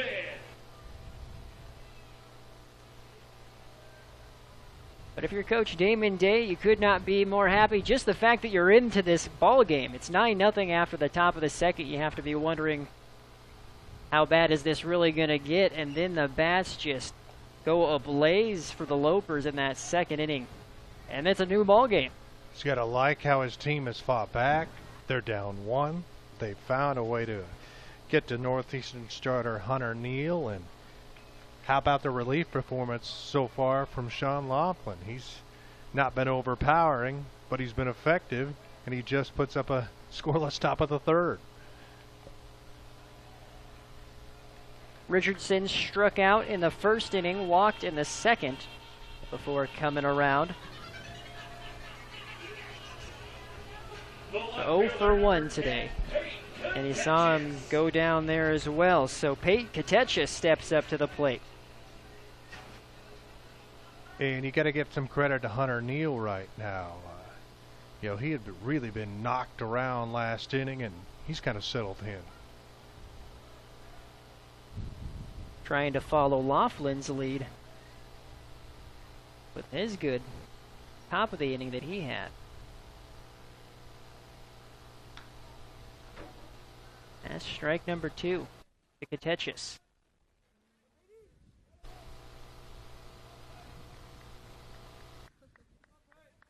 Oh, 2 down.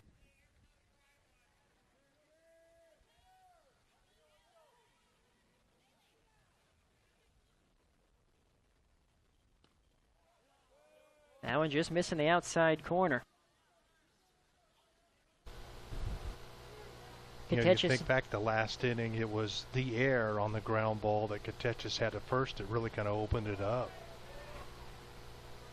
So he's done a nice job putting the ball on play both times he's been at the plate. 2-2. Katechis stays alive.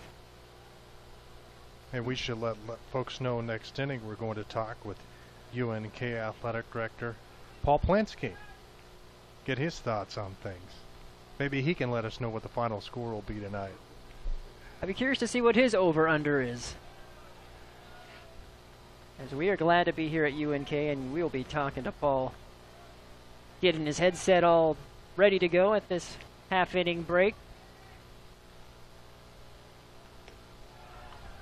As you see, Katechis draw the walk, and Dallas Schramm steps back up to the plate after that grand slam in the bottom of the second. And the thing that makes this work is when you've got a big guy in the middle of the lineup like Schramm, get him to the plate where he can do some damage. That's what happened last inning, and a chance here with 2 outs to do it again with Katechis over at first.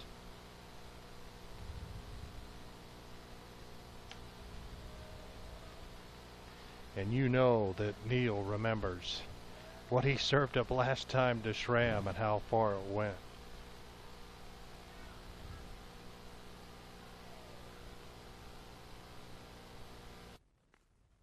Outside corner, strike 1.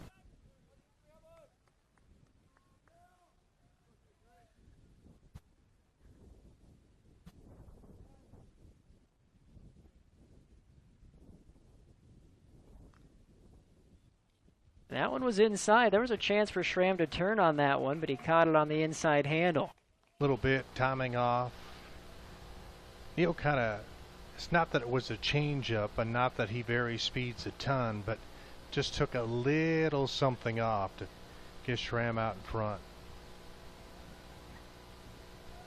1-2 to Schramm.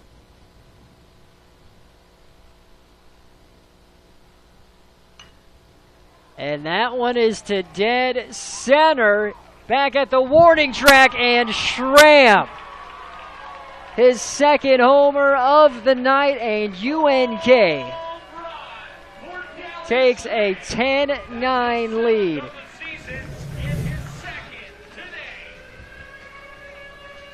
A lot of the hitters tonight are seeing the ball extremely well.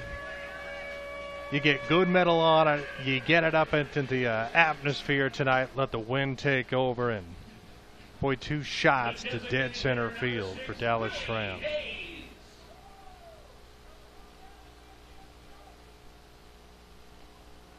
And it doesn't get easier here for Hunter Neal as Billy Hayes had a home run in that second inning as well. Back-to-back jacks by Schramm and Hayes. They couldn't do it again, could they? Yeah, if you'd have told me that UNK was going to score 10 straight runs after it was 9-0, I wouldn't have believed you. I don't think you take anything off the table tonight.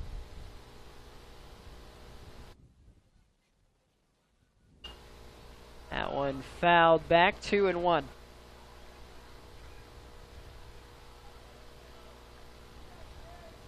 Hope they let up out on baseballs tonight. I don't know how many are on the other side of the hill. And the amount keeps growing, and we're still just 3 innings in. Quite a way to start this 3-game series. There's one of the balls coming in, so timeout taken. 2 of them. And that's got to be demoralizing to Neal. He had the lead. He gives up the walk to Katechis.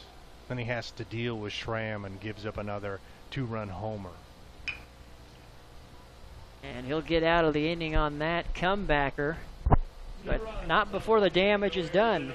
2 runs, 2 hits, 1 runner left on base. It is 10-9. UNK with the lead as we head to the 4th here on News Channel Nebraska.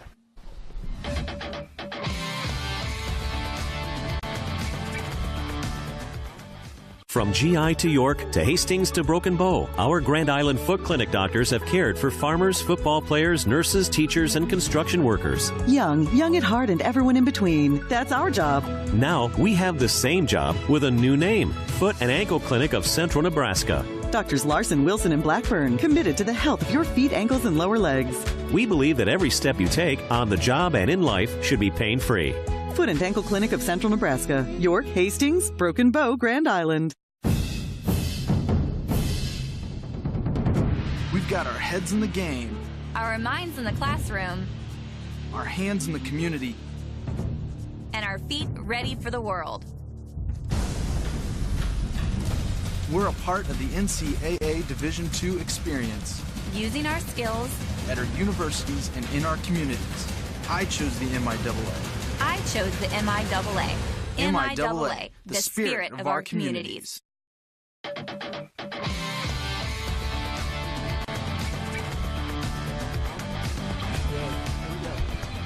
And welcome back here to UNK on a windy Friday evening. It is the offensive strength baseball game, 10-9. Here, Brandon Axelman, Jason Jorgensen has been with me, but he is taking a quick break because Paul Plinsky, UNK AD, has stepped into the booth. So, Paul, first off, how are you doing here on this Friday? Well, trying to endure the wind, but, you know, you get used to it and watch the balls go flying out to center field. That's awesome. On a day like today, I'll take 70 and 25-mile-an-hour winds. Now, myself and Jason have been very concerned about who's getting the baseballs. Is there a resident ball boy here at UNK, or do those just roll down the hill and end up wherever they do? We have a resident ball boy. Technically, it's our red shirts on the baseball team. So they'll make their way around, watch for the balls, and occasionally one will slip through the cracks, and we won't get it back. But we'll try to salvage all we can. Well, they're certainly getting their work out here today now. Just continuing the storyline of all the home runs, all the runs scored, have you seen a game like this in recent memory for UNK with 10-9 after 3 innings and 6-7 home runs thus far? Well, I've watched the Lopers a few times. You know, we haven't had a lot of games at home. Unfortunately, our schedule was set up so that the tail end of the season was going to have more home games. But we played Central Missouri at home, and we had to score several runs at the tail end of the game and ended up coming back and winning. So with this team, almost anything is possible, and it's pretty exciting to watch because you never know what's going to happen. In talking about this, The two programs taking each other on. Northeastern State University, we were talking about it earlier, a 7-hour and 40-minute road trip all the way down from Northeast Oklahoma to make it up here. They're new to the conference. UNK has been here for the past few years after joining the MIAA. So what has that been like with this conference matchup in terms of joining and having new teams join as well? Well, technically, there's 3 other schools that joined when we did 5 years ago. So we're Lindenwood University, Central Oklahoma, Northeastern State, and then, of course, University of Nebraska-Kearney. And I think all of us have looked at it as a good transition into a new conference, but at the same time, I think that we've all taken a step back and said, you know, are we where we want to be 5 years into this conference? And for us, I've looked at our total program success, and this winter sports season concluded, and we finished 5th in the overall all-sport rankings for the MIAA. So I'll take 5 out of 14 any day and be really happy about that. Now, this spring we have 8 teams competing. Baseball, softball, our 2 track programs, tennis for men and women, and then men's and women's golf. And so we'll be busy. But Northeastern State is currently looking at their status in this conference. They're looking at whether or not they feel they belong. They're looking at this as a chance to evaluate if they should move to another conference. Well, my response is good for them, but we're happy in the MIAA. We feel like we're competing at a high level, and we're going to stick it out and continue to improve. Now, speaking from their perspective, since they've just joined, what are some of the things as an AD, as a sports program, you look at when you decide, is this the right fit? Obviously, you want to have the athletic success, but what other factors are played in? Nice defensive stance there for the Lopers, by the way. You know, you look at a number of different things. You want to look at finances compared to your counterparts. Look at your win-loss record in all of your sports. Look at your ability to offer scholarships. Look at your team travel. Look at just the overall culture that you're able to create because you're in a certain conference. And I think Northeastern State has said, you know what, we're going to analyze that because we're not sure we got what we really wanted coming in this league. For our situation, though, we were in a conference where we were traveling anywhere from 6 to 21 hours one way when we were in the Rocky Mountain Athletic Conference. Now that we're in this new league, the most is the Northeastern State, 7.5 hours away. Well, for us, that's balanced off and worked in our favor. On the flip side of it, we've had to elevate our scholarships dramatically. When we entered the MIAA, we had $1 million to operate with for scholarships. We're up to 1.9 million right now. So we've made a big jump in 5 years. So having said that, you know, you got to make that commitment, and you have to be willing to deal with some of the cons or the negatives. But I think we've embraced it. Northeastern, Lindenwood, and Central Oklahoma are reviewing their status to see what they think. And Paul Plinsky, athletic director here at UNK, joining us in the booth, talking about the state of the athletic program, talking about the conference and the MIAA. 3 up, 3 down, though, in the top of the 4th for UNK. They retired this side, and it's still a 10-9 ball game as we get ready for the bottom of the 4th. But Paul, talking about something, and especially that sort of homegrown talent, what is sort of UNK's philosophy? We're from Grand Island, and there was a football player who just actually signed to play there this next fall, and I know having those local players come in is something a lot of area colleges strive for. So what's sort of the approach for the Lopers and UNK when you're looking to recruit for players coming for any program athletically? Well, it's a great question. When we entered the league back in 2012, our thought was that we'd have to go outside of the state to get recruits to compete in the MIAA. What we found is that we've lost loyalty. We have student athletes that don't stick around 3-4 years. They don't graduate from the institution. They don't have that allegiance to this institution. And so for us, we've kind of reversed it, and we've gone back to our homegrown talent, where about 70% of our student athletes are from in-state. We feel like we can do a better job moving over towards Lincoln and Omaha, and so we've been pulling more of those athletes over here. And we feel like the scope of what's going to make us good is going to be right here in our state. Now, we do have to go out of state to get a couple specialty players and to fill in a hole here and there. But all in all, the more that we can stay in state, the cheaper it is, the more fan affinity we'll have, and the greater chance we'll have to see success of our student athletes. So in either case, we're now at about 70% in-state. And as you mentioned, we have a student athlete that signed with us from Grand Highland to play football, and his grandfather is a former Loper football coach in Claire Boroff. So we're excited about that, and we look for those connections that will allow us to bring those players to Kearney and make them feel at home. And to your point, I don't think you're going to hear many Nebraskans arguing with wanting to have the homegrown players here at UNK, as we have something going on with Coach Dade as he's having a word with the umpires.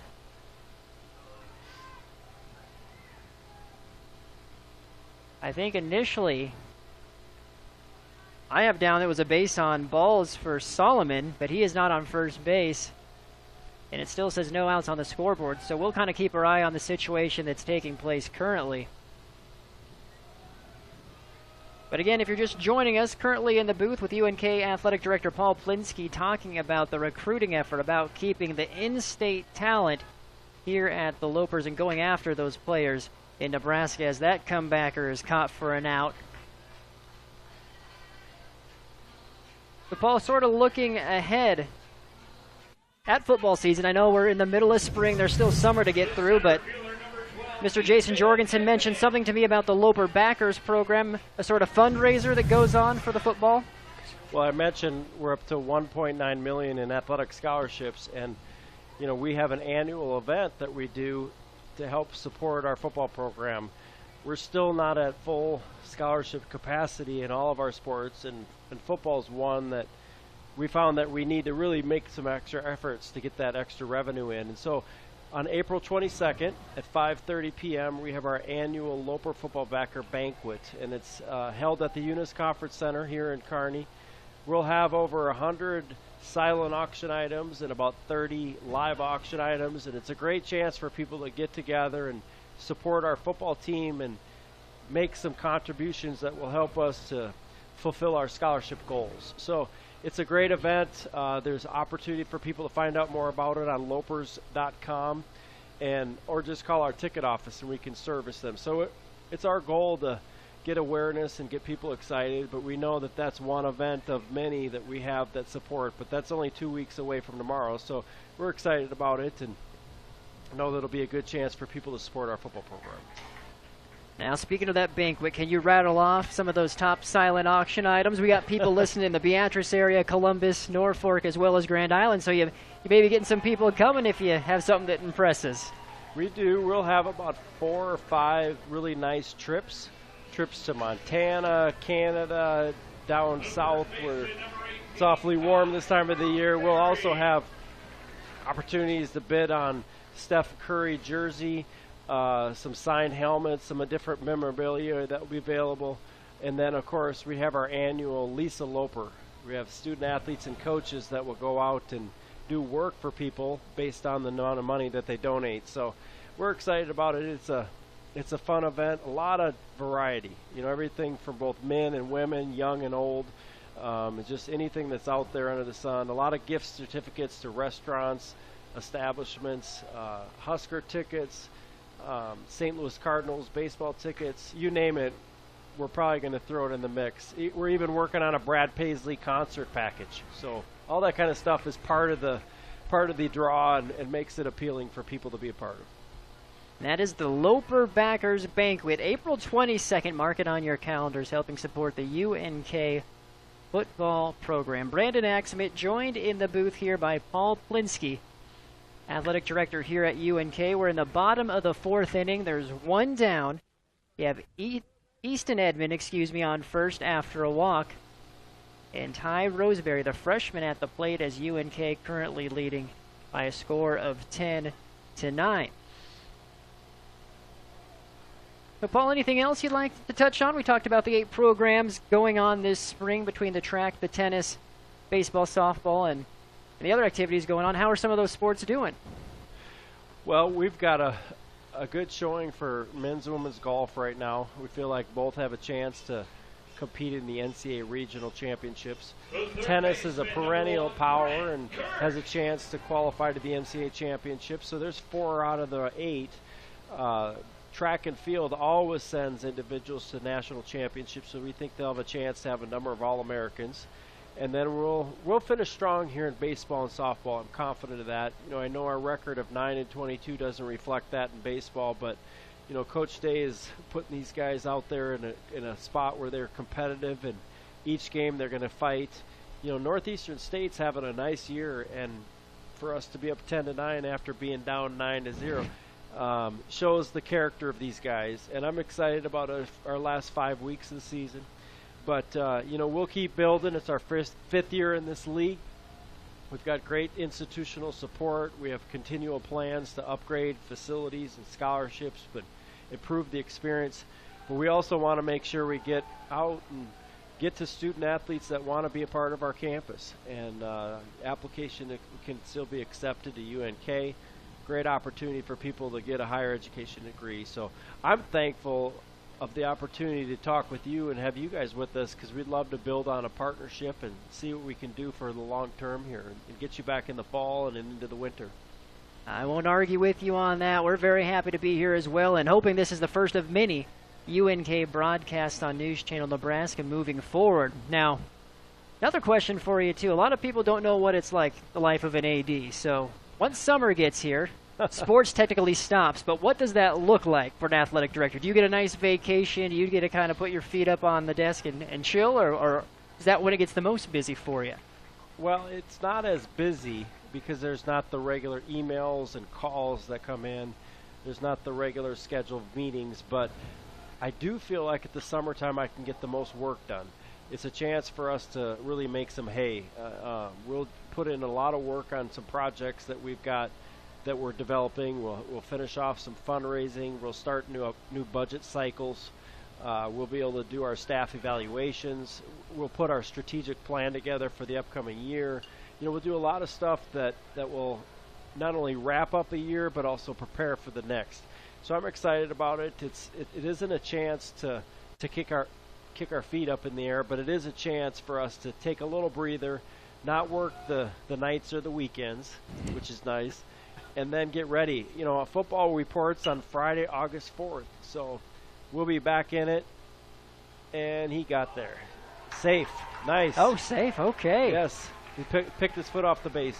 Nonetheless, August 4th is the earliest we've ever started in football. So for us, it'll be a quick summer.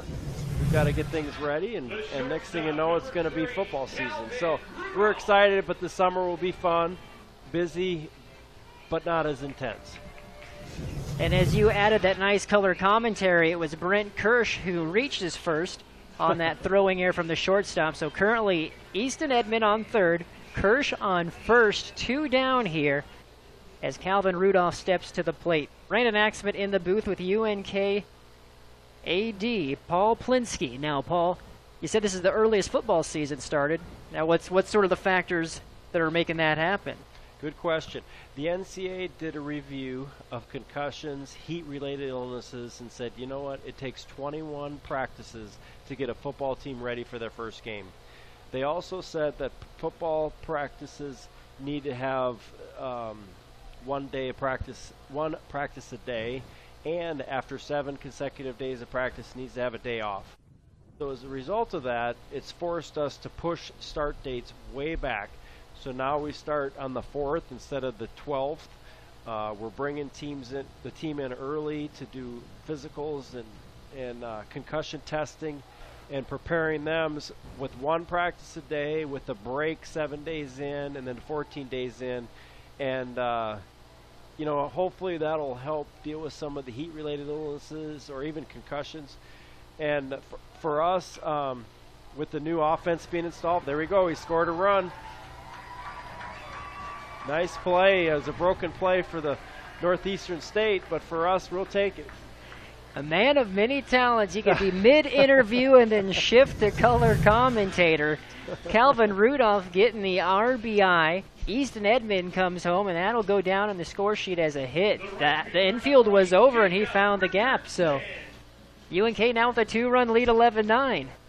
We'll take it, but you know, back to the football component, you know, we're starting that early date, and it was all based on the health and well-being of our football players. And so it'll cost a little extra money, but we've got to do it for safety and compliance, and it just makes summer go a little shorter. And we all know that'll be here before we know it. Seems like baseball and soccer season just started off in the spring, and we're about past halfway through as you have the chopper to center field, and that brings the runners around again. Kirsch scores from second as the bats are continuing to stay hot for the Lopers. Rudolph to third as you have the RBI single by Jacob Richardson. Brandon, we have waited a long time for the bats to get hot. And if anybody deserves it, the Lopers does right now. It's been a tough beginning of the season.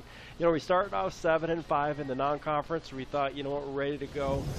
We went on the road for several games, couldn't get through some series, especially the first game of a 3-game series. Lost at Missouri Southern the first game in the last inning. Lost down at Lindenwood the first game in the last inning, and then for there it was just hard rowing, you know. And so eventually we got it going, and against Central Missouri in one of the games, and then it was back to some struggles. And so now I think this team can get their bats going and play a little defense. Some things can come together for them.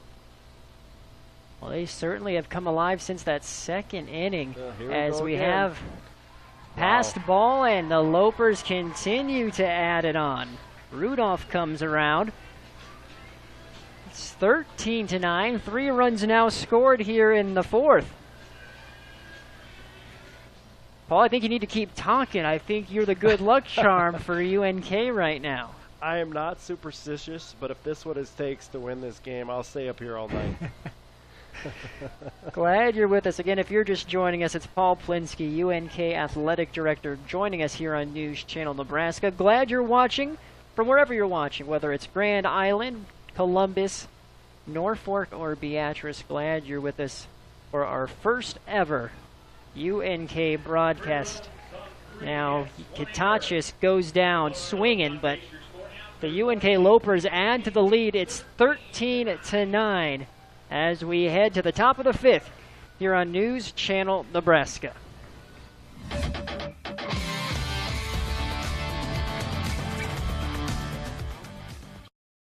We invite you to experience Rowe.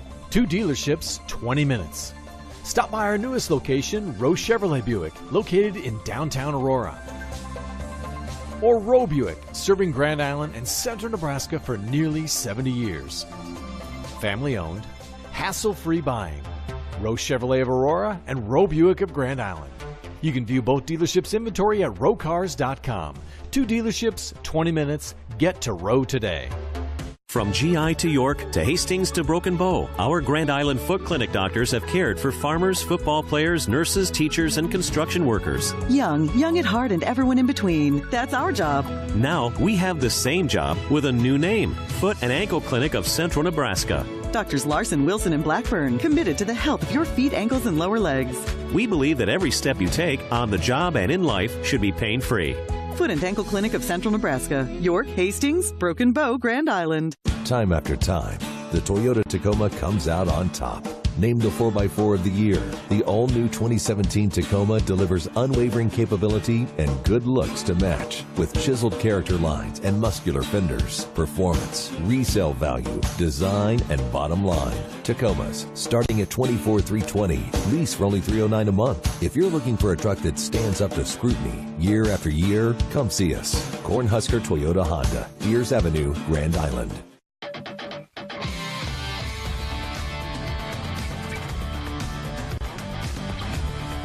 And welcome back here on News Channel Nebraska. Jason Jorgensen has joined us. Special thanks to Athletic Director Paul Plinsky for spending that inning with us here in the booth. As the runs continue to come in for UNK, 3 more in that 4th inning. It's now 13-9.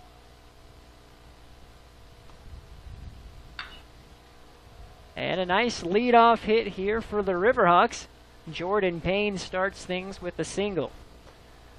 Jason, I know you were analyzing detail by detail what was going on that last inning. Let's get your take of what you saw. I think it all had to do with Paul, him being on the stool here. 13 straight. I hate to see him leave with the run. Hope things don't change. That's what we're discussing in the room next. No one wanted to move or do anything different. And they even have the first home run ball that was knocked out to center field. So Easton Edmond with that big home run that kind of started this thing. Well, the good news for you, you were in the booth when they had that 8-run inning. So you can't be considered a jinx regardless of what happens from this point moving forward. But they have found one of those baseballs. Also a lot of home runs tonight for the Lopers, 5. But they hit 7 last year against Lincoln University, and Lincoln no longer has baseball. Now, I talked to Paul because we were concerned about where those balls are going. That apparently is the job of the redshirt freshman players on this team to fetch them. So they've been busy here tonight. And hopefully they continue to be busy. Certainly plenty of time to still keep that happening. We're in the top of the 5th here on News Channel Nebraska, 13-9. If you're joining us or have joined us recently, NSU had a 9-0 lead heading into the bottom of the 2nd. Things have changed dramatically since then.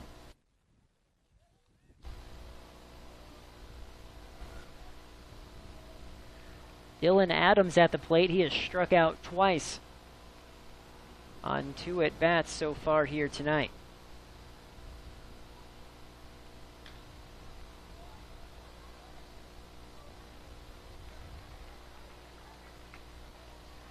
Now, UNK, they certainly have momentum at this point, but just with the way this game has gone, the wind continues to blow out.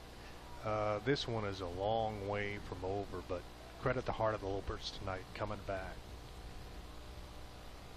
And also, how about this relief performance from Sean Laughlin? He has come in, a guy with an ERA over 8, and has given UNK exactly what they needed. He's come in, thrown strikes. His defense has played pretty well behind him. Pitched 3 full innings so far. Again, UNK was in trouble when Mitch Robinson, the starter, went out after just 1 inning pitching. Like you said, Jason, Laughlin has done an amazing job here in relief. Good at bat here, though, as Adams does not want to make it 3 strikeouts. And I just have to wonder, what is the mood like right now in the Riverhawks dugout? Yes, there's a long way to go, but they've allowed 13 straight runs. I mean, you go from being up 9, feeling pretty good about things against the team that 9-22, and then you turn around and it's like, whoa, where'd the lead go? The proverbial sports roller coaster. The peaks and the valleys, the ups and the downs. And on a Friday night, you don't blow all your bullets in the bullpen, so it may just be a war of attrition on the mound.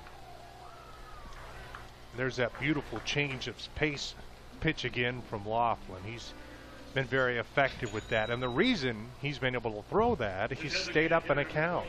He's not been forced to throw his fastball. He's been at a point where he could change speeds a little bit, and that was a great pitch.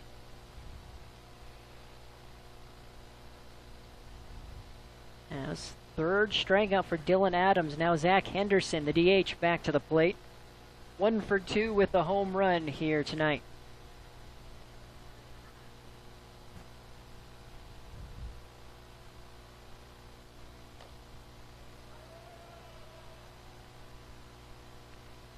You know, if UNK was able to hold on here, and of course we've got a long way to go, but this, Brandon, might be one of those wins that, you know, maybe turns around a season or gets you in a lot better groove. I mean, when you can rally from 9-0 down against a decent team, maybe things will start to turn here in the second half of the season for the Lopers. That one put in play. Looks like we'll go to second, actually. They went for the double play, and they got the runner at second base. That was a pretty solid play there by Kirsch. That was a high bouncer. Good communication there between him and Calvin Rudolph, and nice work by Solomon at getting to the bag to get the force. Henderson reaches by fielder's choice. Michael Ray now steps to the plate, 2 down. You know, as hard as we saw Northeast hitting the ball early against Mitchell Robinson, it's been a while since they've had a real solid swing. Laughlin has completely come in and kept them off balance.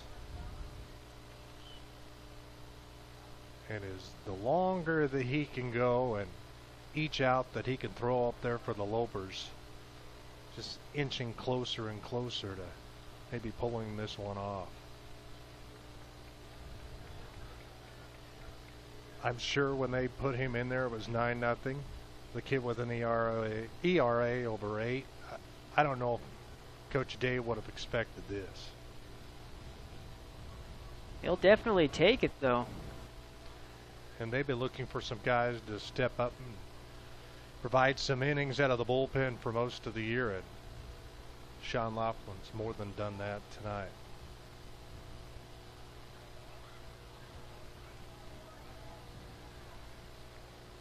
The runner advances to second. I think they called a balk. I was going to say, yeah. I didn't quite see what the infraction was. But that does put the runner on second base now. 2 balls, no strikes. Laughlin right now, he just needs to bear down and take care of Ray. You don't want the 9th hitter in the lineup here. 2 outs. You're up 4. You don't want the Storm to get any stronger here.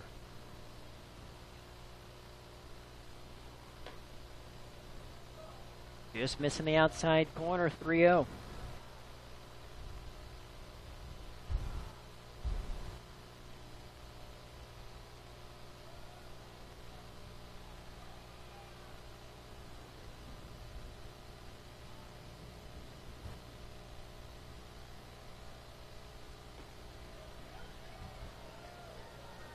And you're going to have to come back for that one, Ray.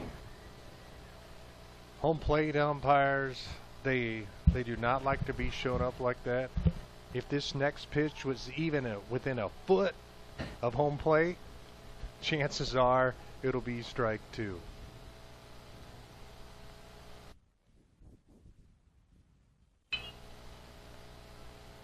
And he knew he had to swing at that one, so full count, 2 down here in the top of the 5th. Okay, the out pitch for Laughlin has been that off-speed pitch that he's been able to keep low to these hitters. See if he's got one more in his bag of tricks here. Because you walk Ray, and then you have to deal with one of the hottest hitters in the league and in the region.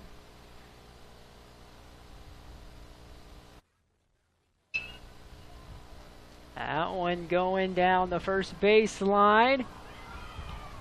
And it drops, it's fair, and runs will score.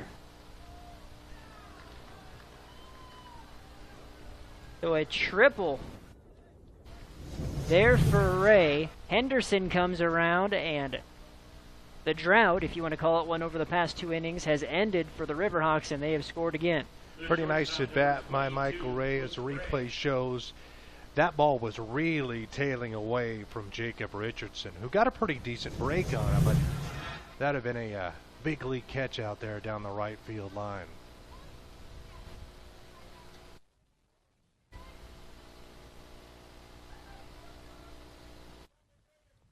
So, like you said, now you have to deal with a Butch Ray at the top of the order. He is 1 for 1, a single and 2 walks. And he has a runner in scoring position. And a guy who not only has been hitting for a high average, but a guy who's had a ton of extra base hits here lately.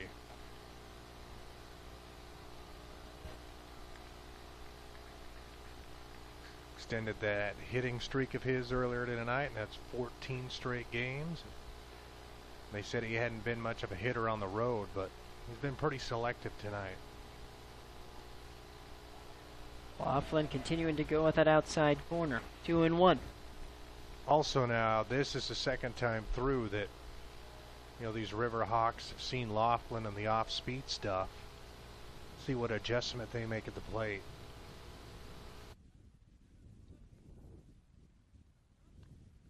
Goes inside on that one.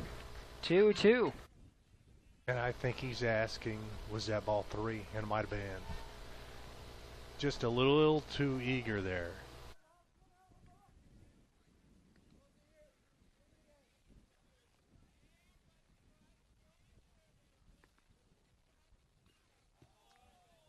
Ray stays alive with the foul tip.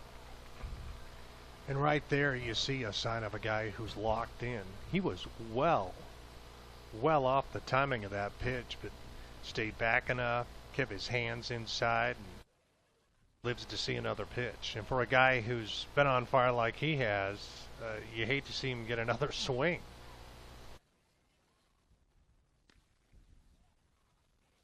And he caught a part of him.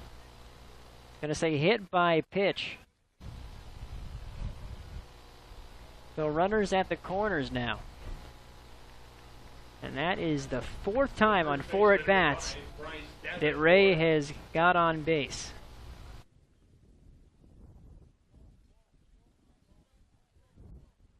Now we saw Laughlin earlier. He came in a high leverage situation early on, back when he was inserted into the game in the 2nd. He'd been breezing through the last couple. Now this mess is of his own doing. He's got to find a way to kind of wiggle off the hook and keep this a three-run Loper lead. Davenport at the plate. Flew out. The third base his last at bat. Also reached twice on air in the 1st and 2nd inning.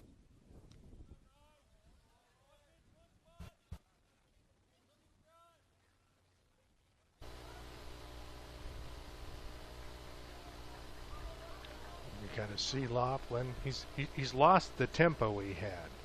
Now he's kind of walking around on the mound a little bit, laboring between pitches, and this has been one of his longer outings of the year. Don't you kind of get the sense that they just want to try to get him through this inning and then try to patch it together the rest of the night? There is some action down there in the bullpen.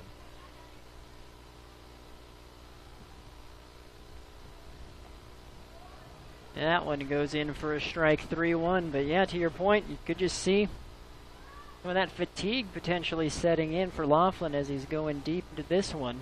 Took over in the 2nd inning.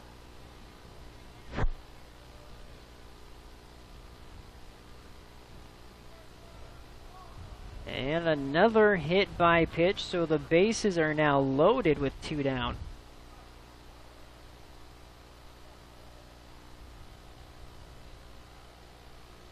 And we're going to have a meeting at the mound with Coach Damon Day.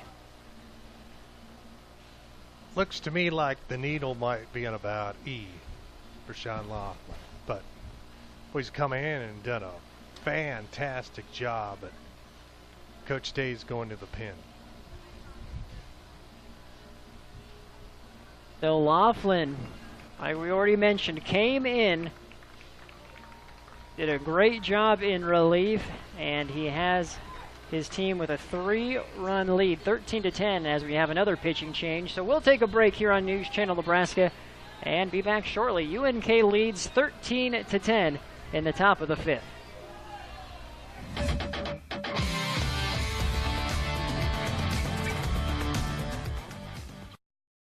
At Balance and Mobility of Hastings, we specialize in comprehensive physical, occupational, and speech therapy. We understand that not all therapy is the same. We treat neurological disorders, balance and mobility deficits, total joint replacements, as well as work comp, orthopedic, and sports-related injuries. We do this with a caring professional staff that provides one-on-one, hands-on, personalized care to meet your individual therapy needs. Experience better. Balance and mobility of Hastings. For vendors, don't gamble with your car repair. Ask anyone who's had their car serviced by Lavanders in Grand Island. They'll tell you it's a sure thing. We're all in getting you back on the road fast at a price that won't make you go bust. Fast and fair service at a fair price. We're celebrating 20 years in Grand Island. Viva Lavanders! Viva! Viva Lavanders! Don't gamble with your car repair. What does it mean to have more heart? Are you more courageous, more committed, more giving? At CHI Health, we believe healthy hearts power rewarding lives. That's why we're redefining the future of heart care, imagining new ways to repair broken hearts and keep healthy ones beating strong. It means marching to a different beat, because this is more than heart care. This is life care. CHI Health.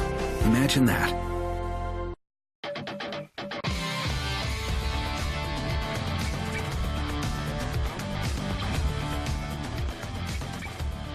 It has been a home run fest. There's been more than one grand slam here tonight as we are in the top of the 5th inning as Peyton Pocock now on the mound for UNK. As he comes in a tough situation, 2 down here, but the base is loaded in the top of the 5th. He's pitched pretty well this year for the Lopers. Redshirt freshman and ERA under 1. He was a star here on the Kearney Legion team, and right now, he just needs to find a way to get 1 out. Get UNK out of this jam. Get to the bottom of this inning. Still holding on by 3.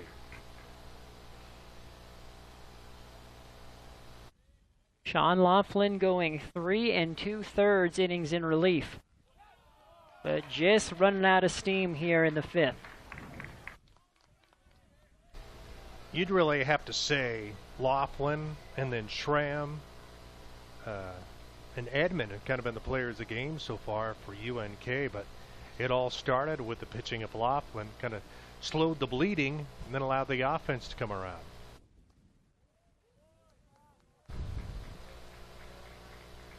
You watch Peyton Pocock throw the ball, and it's got a bright future for UNK. That ball really snaps into the glove of the catcher, Dallas Schramm.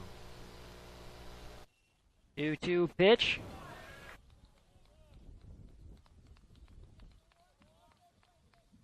And Dakota Woods stays alive. 1 for 3 with 2 strikeouts and a double. Woods batting 3-hole for Northeastern State. Pretty nice B-hack there to stay alive and see what he does his next offering.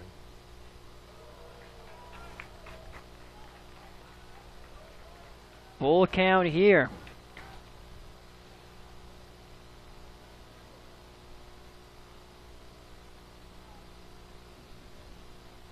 Bases loaded. Pocock goes at him. Mano a mano right there. Woods knew what was coming. He's a pretty good hitter. You don't put a guy in that 3 spot if he can't get things done. And he hasn't been able to get ahead of the fastball, but enough just to stay alive. That one low and outside, so a run rather comes home on the walk. 13-11 now. And that was a good at bat because he scored, I think, 3 pretty good pitches there. A couple of decent fastballs. Pocock didn't get the call he was looking for when Schramm tried to frame it on the outside corner.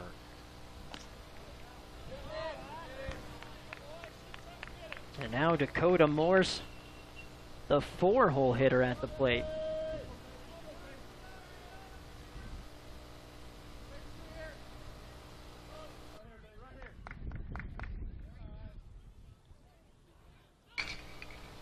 Ripped down the third baseline. That's going to score 2. And they actually held up a runner at third, so only 1 comes across. But the Riverhawks have now made it a 1-run ball game. We're going to see here Brett Kirsch Not able to make the full play there at third, but boy, his athletic effort down the line keeps the ball in front of him. 1 run scores. If he doesn't get to that, it's a tie game. NSA saves at least another run.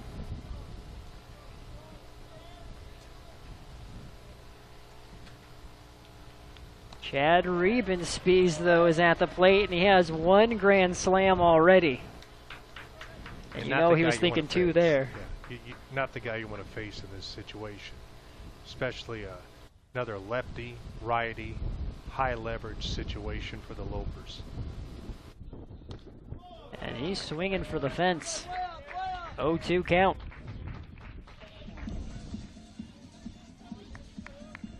Now, if you're Pocock and Schramm, what do you come up with? They're looking to the dugout. I think you try to waste one here. Rebenspies, I mean, he's looking for the big hit. See if he'll chase one to get out of this. And he went right at him and gets him swinging. So a big pitch there. 3 runs scored on 3 hits, though. No errors, and it is a 1-run ball game. UNK leads 13-12 as we head to the bottom of the 5th on News Channel Nebraska.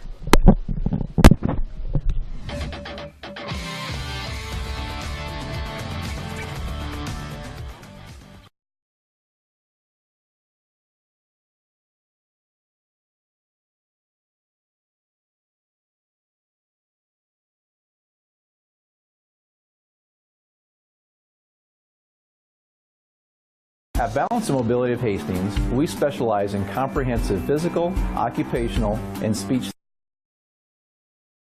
therapy. We understand that not all therapy is the same. We treat neurological disorders, balance and mobility deficits, total joint replacements, as well as work comp, orthopedic, and sports-related injuries. We do this with a caring professional staff that provides one-on-one, hands-on, personalized care to meet your individual therapy needs. Experience better. Balance and Mobility of Hastings. Lavenders. Don't gamble with your car repair. Ask anyone who's had their car serviced by Lavenders in Grand Island. They'll tell you it's a sure thing. We're all in getting you back on the road fast at a price that won't make you go bust. Fast and fair service at a fair price. We're celebrating 20 years in Grand Island. Viva Lavenders. Viva, viva Lavenders. Don't gamble with your car repair.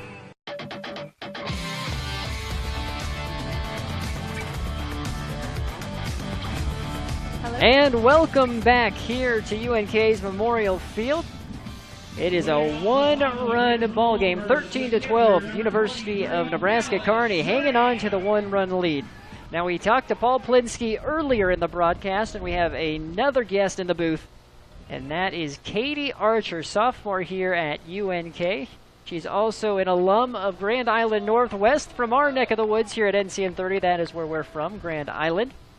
First off, Katie, how are you doing here today? I am fantastic. How are you? I'm doing well, and you're in the booth because we have something special to talk about as we have a high fly ball actually drop. So a leadoff hit here in the bottom of the 5th inning for Dallas Schramm. There's a lot of blue here, Katie, in the stands, but even more so here tonight, there's a special event that you and your sorority are putting on at Alpha Z Delta? Yep, AZD? Alpha Z. There we go. I got it. So talk about a little bit more about that. It's about raising autism awareness. Our philanthropy is Autism Speaks, and I guess since I worked for intercollegiate athletics, I grew up watching baseball. I just really like sports. I decided to bring 2 things I'm really passionate about together.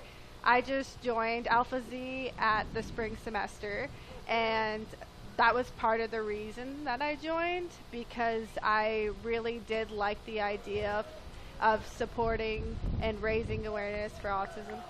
So, yeah. Now, you're pretty much the one who's running this. So that's a pretty quick turnaround for just joining the sorority and then being in charge of the philanthropy. How do you pull that off? You just work hard. I've had a lot of experience planning events. I interned my senior year of high school at the Chamber of Commerce in Grand Islands, And then I've had 3 internships here at UNK already. So it's just, if you work hard, hard work pays off. You're very well versed in broadcast and media, we were talking about off the air. But before we get to that, is this the first time that Autism Speaks has been held, or is this something that's an annual thing? It's annual. This baseball game is the first time, like, it's normally a part of Greek Week, but I decided to incorporate our fundraiser into that. So this is the first time that it's an Autism Speaks baseball game. Now, what does that look like in terms of raising awareness at this baseball game? How have you been doing that? I saw you had a booth set up, as well as several of your sorority members also here. Yeah, we decided that we'd hold a couple raffles and do sign-up runners and just do some fundraising to kind of like raise awareness. We had Ty Semper, which is one of our sorority girls' cousins. He threw the first pitch, and that was really nice. We have some people from Mosaic here that are people with autism, and it's just great to be able to, you know, just incorporate all this and just kind of like raise awareness. Now, speaking of autism, I'm sure you have some statistics on the amount of people affected by the disease. I actually don't. Like, I know it's more common than what people think, but it's not something that people just talk about all the time. Hence the Autism Speaks. That's why we're here. Well, very, very good. It's certainly a cause worth raising awareness about. Now, in terms of the turnout, were you pleased with what you saw? Because I saw, I mean, from being up here in the booth alone, there's a lot of blue, and I saw a lot of other sorority shirts here as well, so it almost seems like the Greek life here at UNK is coming to support what you guys are doing. Yeah, Greek life, we really do stick together. We're like one big family with a bunch of smaller families. That and a lot of people from intercollegiate athletics came out. I work in that office, and they are just pretty great, you know, at supporting. I actually have a banner hanging over on the wall, and I had all the baseball players put their hands on it, and it was just pretty cool to get their support. Well, we're glad that you stepped up here in the booth, especially we want to help get the word out about this as we saw the 6-4-3 double play to end that 5th inning. What's your thoughts as a sports fan, as a broadcast person, on what we've seen here today? This has been a pretty exciting game.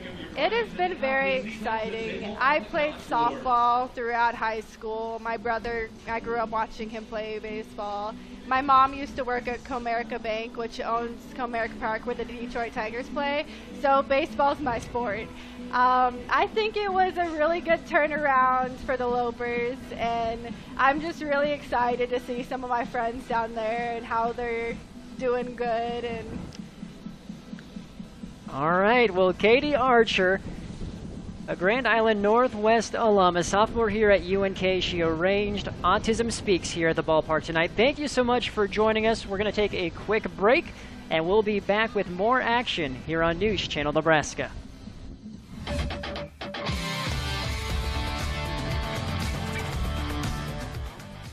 What does it mean to have more heart?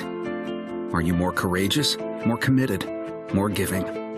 At CHI Health, we believe healthy hearts power rewarding lives. That's why we're redefining the future of heart care, imagining new ways to repair broken hearts and keep healthy ones beating strong. It means marching to a different beat, because this is more than heart care. This is life care. CHI Health. Imagine that.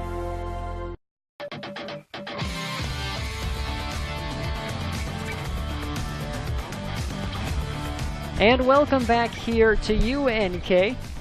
Brandon Axelmit in the booth here with Katie Archer, as we are now heading to the top of the 6th inning.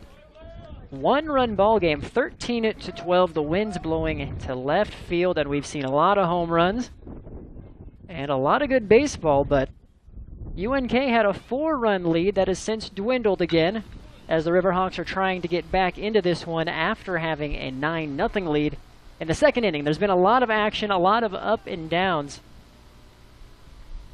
but we're glad you're with us. A lot of baseball here to be played on a Friday. 2 hours and 20 minutes in as we enter this 6th inning. So if you're just joining us, Katie Archer currently in the booth, a UNK sophomore. She arranged the Autism Speaks event here tonight. She's also quite the sports fan, as well as has some broadcasting experience we're learning about. So those watching in Grand Island, a lot of people familiar with Grand Island Northwest Strive program. We've had an opportunity to work with them directly doing some of our broadcasts out at the Vikings High School. So Katie, tell us a little bit more about that and what you learned, because you are carrying that over to what you're doing at a collegiate level. You already have 3+ internships, and you seem to be way ahead of the game in terms of where you want to be career-wise. I had a brain trauma my junior year, and I wasn't allowed to play sports anymore. So that I kind of took initiative and decided you can't play, but doesn't mean you can't watch and inform others. So I got really connected with sports just by being able to broadcast them and talk to them throughout high school. And now today I'm working in an office where I see these people on a daily basis.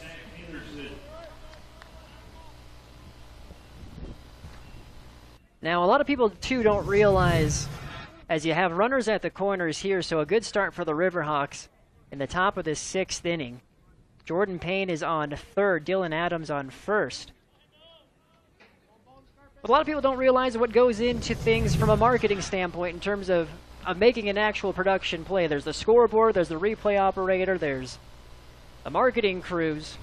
What is your sort of standpoint and your involvement in terms of what you do with the UNK games? I know tonight you were busy with your sorority stuff and Autism Speaks, but it seems like you kind of do a little bit of everything. It just depends. I am an accounting intern technically, but I work for Steve, who is the ticket sales. Sometimes I have to take stats. Sometimes I am just here helping Jazz with promotions. I just kind of am versatile. I just do a lot. Well, that is what you have to be in this day and age. And apparently you did some sideline reporting, too, as well for Strive. Yeah, the last couple football games my junior year or senior year, I did those for Mrs. Childers, who is my teacher, and I had a lot of fun doing it. And it was kind of cool because my first 2 years of high school, I went to Aurora, and they were playing Northwest. And so it's just kind of interesting. I'm like to see faces I know, and I knew a lot about who they were, so I knew a lot more about what was going on.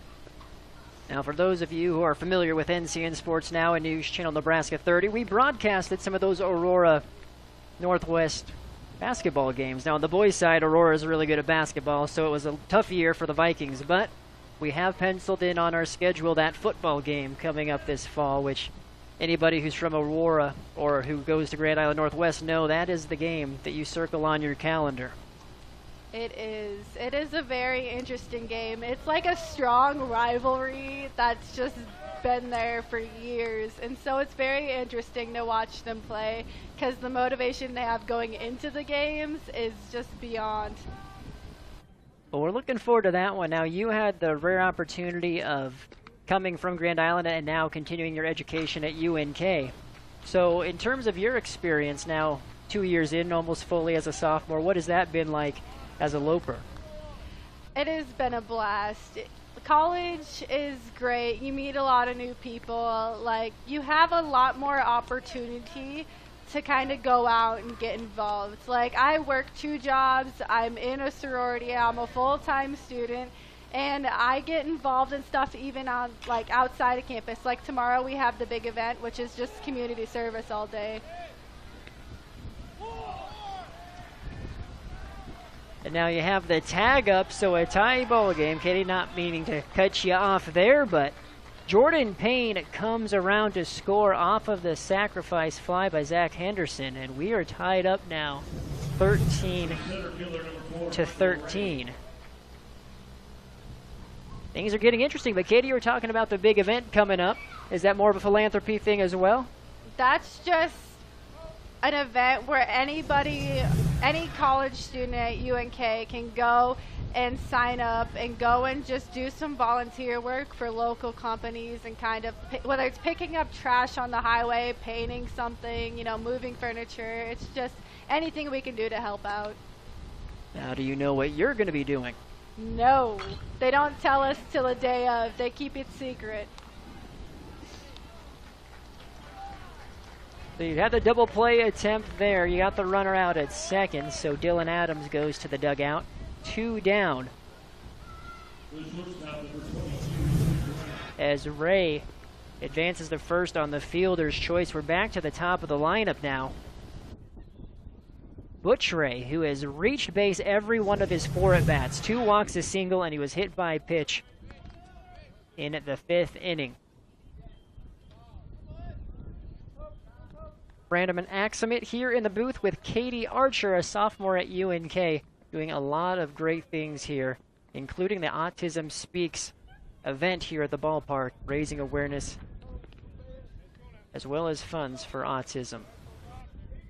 And with that, April 22nd is our 5K walk/run, and that is located on the Archway. There's a sign up online on the Autism Speaks website, and it's $10 per person. It's really great, and all the proceeds go to Autism Speaks. Okay, so the event here was to raise awareness for that event, which is where all the funds will be coming in. So what you're saying is $10 well spent. Get out, run, burn some calories, and support autism, and help benefit that whole cause. Yes. This event was basically, we wanted to raise awareness, but we also wanted to promote our other event as well. So we took both of those things, and now we're hoping to get a big turnout for our 5K. April 22nd, where's it happening at and what time? The Archway, and check-in begins at 9 a.m. 9 a.m. Now, for those who aren't necessarily runners, 5K, how long is that? It's long. Is I it couldn't do right it unless before a I was mile? walking. Okay, because is it 5K? It's in 5,000 feet, and a mile is 5,280, so it's right at about a mile. Am I doing my math right? I think so. Very good. So mark your calendars for April 22nd then for that 5K. And raising awareness for autism as well as the funds. All the money raised, like Katie just said, going directly to benefit that. Full count here in the top of the 6th, 2 down and a runner on second. We're all tied up 13-13. Glad you're with us on News Channel Nebraska. Whether you be watching in Grand Island, Norfolk, Columbus, or Beatrice, we have had one wild ball game here at Memorial Field on a Friday night. And there's still plenty of time left in this one. They have Peyton Pocock, the freshman, this 3rd pitcher to come in for UNK after a great relief appearance by Sean Laughlin. But Butch Ray, 5 at-bats, and he's reached base all 5 times. That's his 3rd walk that he's drawn. And Bryce Davenport now to the plate. Working in the ticket office and in the intercollegiate athletics, these games are the games that you want to be here for. It's just great to see how people can come back and how the competition just keeps growing. Well, and you were here for this whole game, so you were here for that 2nd inning where there was about 5 or 4 home runs, I think, officially by UNK. There's been multiple grand slams, 1 from each team, and a couple of back-to-back home runs as well. So I don't know if you could ask for anything better if you're a fan watching or a fan attending here tonight. Yeah, there was a game a couple weeks ago when they were down by 9 in the 2nd inning, and that game didn't go as great, but they had a couple wins since then, and they're starting to get back in their groove. And now they're doing pretty good. Gonna say that's gonna help things as Easton Edmond ran in on that one on the fly out to center field for out number 3. So 1 run scored on 2 hits. It's 13-13 heading into the bottom of the 6th. We'll be back on News Channel Nebraska.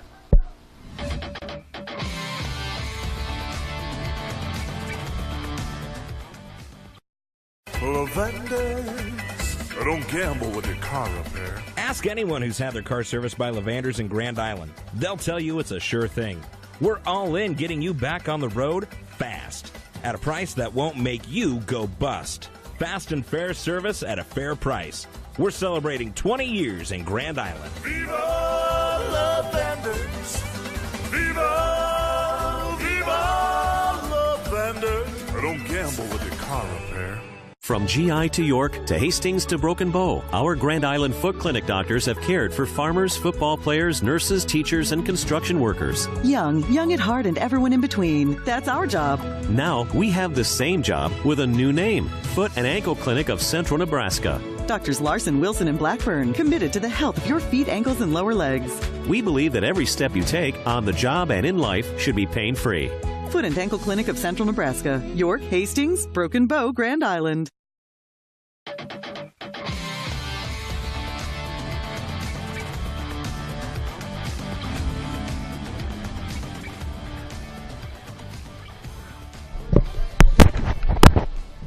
And welcome back here to UNK. Special thanks to Katie Archer, UNK's sophomore, doing a lot of amazing things for the Lopers. As Jason Jorgensen back in the booth with me, it's been a busy night. We've had a lot of great interviews, and we've had a lot of great baseball as well. We're tied up 13-13 heading into the bottom of the sixth. Who would have guessed we'd get this one? It was 9-0. I wouldn't have. 26 total runs scored. You called it 13-11, could very well be the score pregame, so kudos to you. We've even exceeded that mark as we still have 3 more innings to play.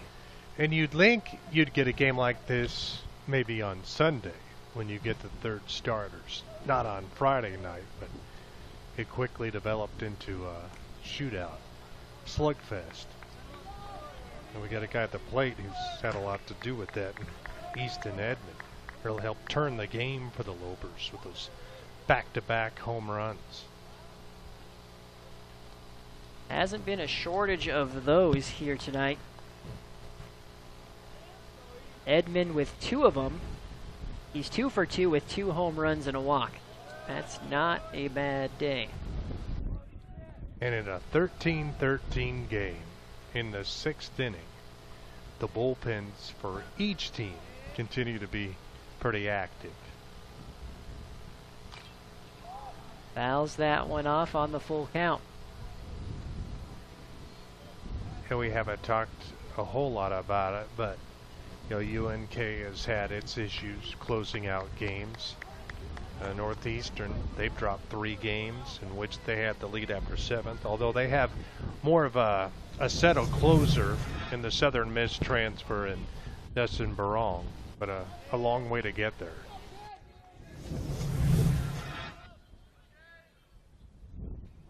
"13 hits for the Lopers, 11 for the Riverhawks. It has been an offensive showcase here tonight.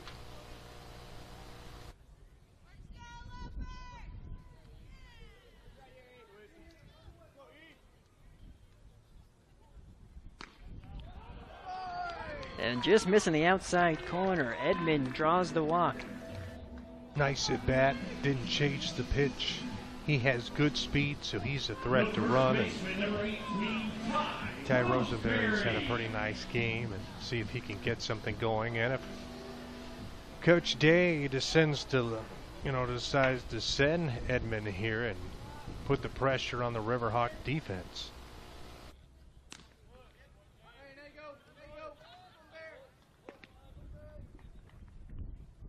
Roseberry, 2 for 3 with 2 singles, struck out in the 4th inning.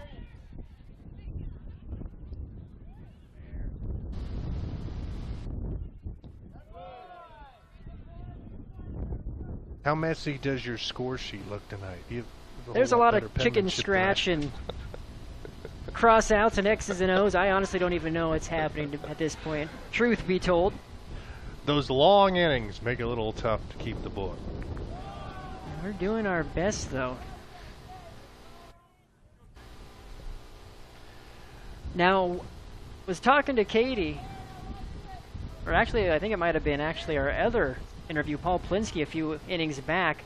where we saw Coach Day having a conversation with the umpire.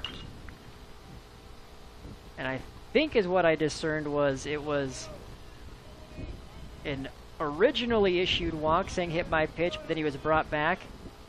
And then the batter ended up getting out. What I'm trying to get at is didn't know if you had any added insight. We're like 3 innings back now.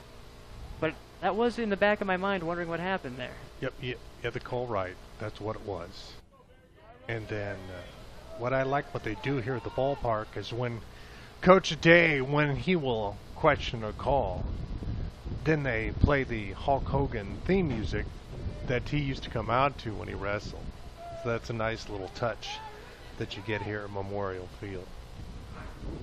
And a shout out to who's ever running the audio machine in charge of the music. Makes things a little bit more fun and interesting as we have an infield single beat out there by Roseberry.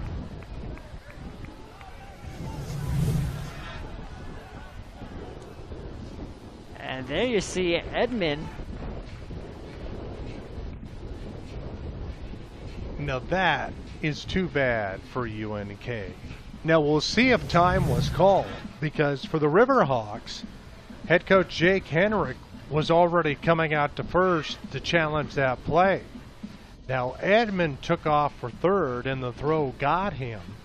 And now Edmond goes back to second, and apparently they're going to say that time was called before he took off for third. So the Lopers get a break there. They actually get 2 breaks. They got the call at first, and Edmond is still at second. And no down then. And I think Coach Henricks now, he's saying, okay, I didn't get the call at first, but I should have the call at third. And now you can see that he's really into it. And you know what? With everything else we've seen tonight, wouldn't be surprised to see the coach get tossed. Gonna say no Hulk Hogan music, but he is currently has the attention of 2 of the umpires. You know, we've just seen some strange situations tonight. Every time you show up at the ballpark, you might see something different. But obviously, time was called. Otherwise, I mean, the play wasn't even close at third. Edmond was out by a mile. Oh, we have the home plate umpire looking back at the dugout.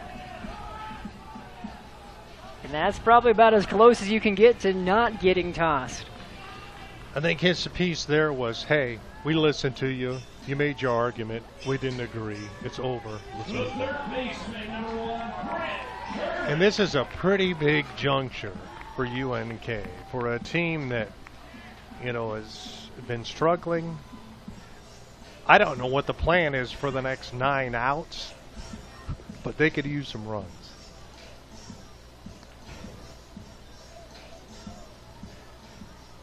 Kirsch 1 for 2 with a single. He reached base by way of air his last at bat. A first baseman creeping in. And you have a balk call. So now the runners go to second and third for UNK. And that's just a mistake if you're James Cowell. You can't make. He knew Kirsch wanted to give himself up. Yet his first baseman Davenport coming down the line. And he just lost his concentration. But that's what happens when you get into these high leverage situations. Make that 3 breaks now in this inning for the Lopers. At this point, with runners on second and third, no down, you'd be surprised if UNK doesn't capitalize in some capacity. Well, they need to. They need a productive out here from Kirsch. Had a hit earlier, hasn't had the type of season he'd like. See if the senior can deliver here in the clutch.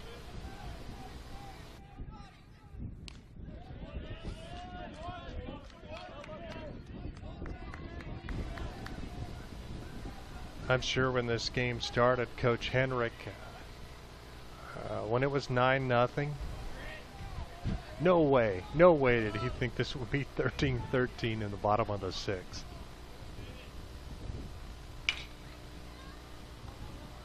Grounder goes to the shortstop, and the first baseman cannot handle it. In Bryce Davenport. And Butch Ray with the throwing error there. And we've talked all night about the wonderful season he's had hitting, but that's his 12th error. And yes, it's short. You see a lot of chances, but that's a throw he has to make. And we'll see if Calvin Rudolph here can spice this inning up for the Lopers.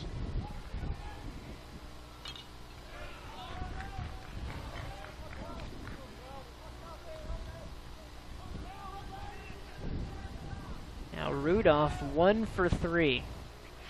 Coming off a single though in the 4th inning. Bases loaded, no down here in the 6th. You know, pardon the pun, but Northeastern has teed this inning up with their own mistakes for the Lopers. And you got 2 guys out there, first and second, who shouldn't even be there, and you could argue Edmond was thrown out at third.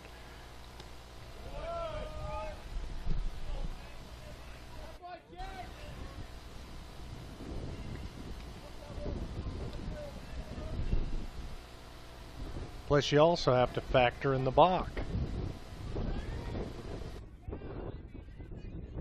UNK given plenty of opportunities, and there is the explanation point. 2 runners will score on the double by the freshman Calvin Rudolph.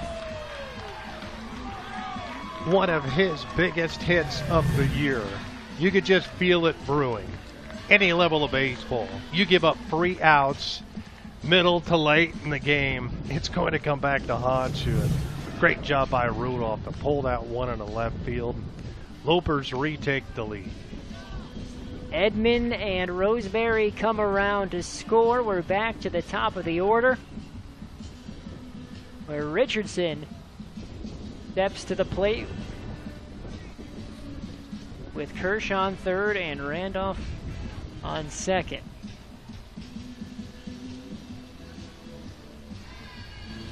And we're going to have another pitching change here for NSU. In the bottom of the 6th, the Lopers with a 15-13 lead. We'll be back here on News Channel Nebraska.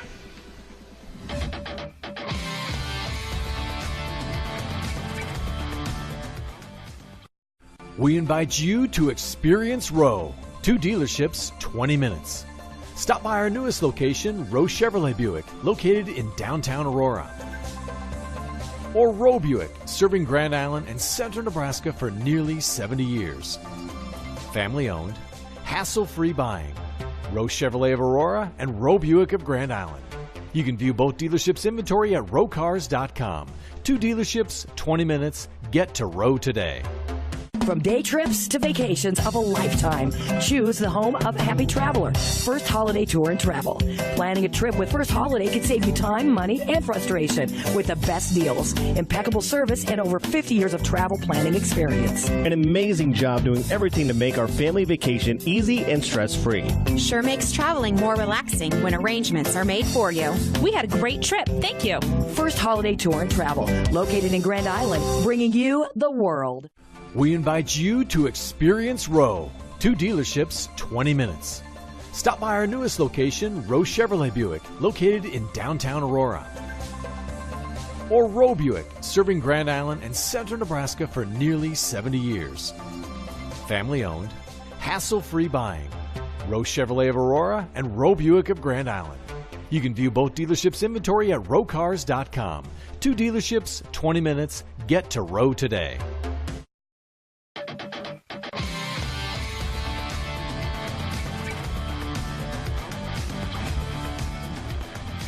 Welcome back. Zach Pell on the mound for NSU. Runners on second and third, no down in the bottom of the 6th. The Lopers already got 2 runs in this half inning. Calvin Randolph with a 2-run double bringing home Edmond and Roseberry. Pale has been one of the top guys out of their bullpen. I'm sure Coach Henrik would have rather saved him for tomorrow or Sunday, but this is his 17th appearance with a 2.74 ERA. Opponents have hit .289 against him. First pitch is a strike. And there's still action in the Riverhawks bullpen.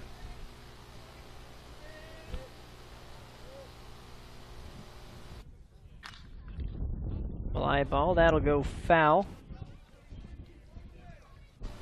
Richardson at the plate. His 5th at bat. 1 for 3 with a double, 2 strikeouts and a walk. He's kind of in the same spot as Rudolph. He could use a big hit here. Be one of his biggest hits of the year.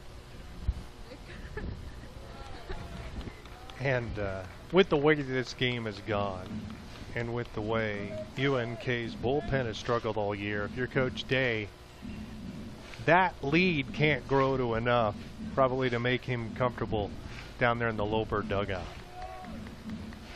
That's why it is so imperative here for the Lopers. Been given 3 or 4 breaks in this inning to make everyone pay.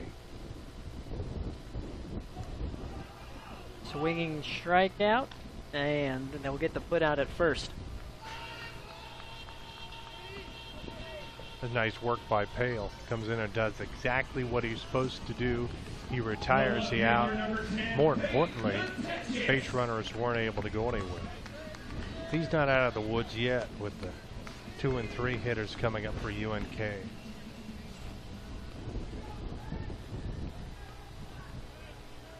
Pete Katechis, he had a double his first at bat. Since has reached on air, walked, and struck out.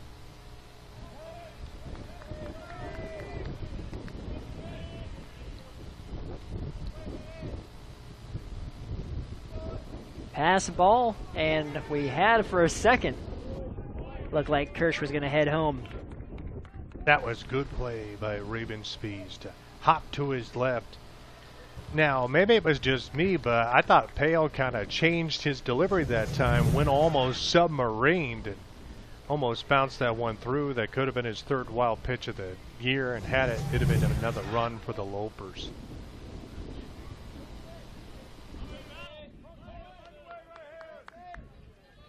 The head of Katechis here, 1-2. As you see, those runners on 2nd and 3rd. UNK would love to add to their 2-run lead. It's Katechis swinging for the 2nd consecutive strikeout. Well, the book on Katechis is he will expand the strike zone. He's a free swinger, and it's kind of how it looked like Pale wanted to pitch him there. So 2 runs for UNK, but boy, those are 2 big runs lurking out there. But you got the guy at the plate you want, Schramm. Blows it by him there. Pale coming in and not appearing to be affected. He's pitching very confidently. He's just decided to challenge these guys. If the defense is going to lay him down behind him. And what a snag at the hot corner by Dakota Morse. Get out of that jam, my goodness. We've seen some shaky defense tonight, Brandon, but that's as good as it gets right there over in 3rd. So Pale comes in, does his job. UNK gets 2, and the Lopers hang on to a 2-run lead. It's 15-13 as we head to the 7th here on News Channel Nebraska.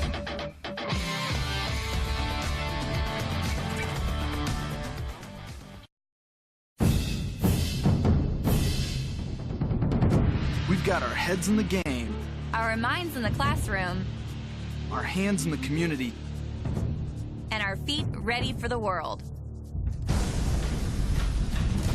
We're a part of the NCAA Division II experience. Using our skills at our universities and in our communities. I chose the MIAA. I chose the MIAA. MIAA, the spirit of our communities. Balance and mobility are essential to everyone. When compromised, we're here to help. Our state-of-the-art center includes private treatment rooms and a warm water pool. We specialize in orthopedics, vertigo, postural restoration, and neurological disorders. And we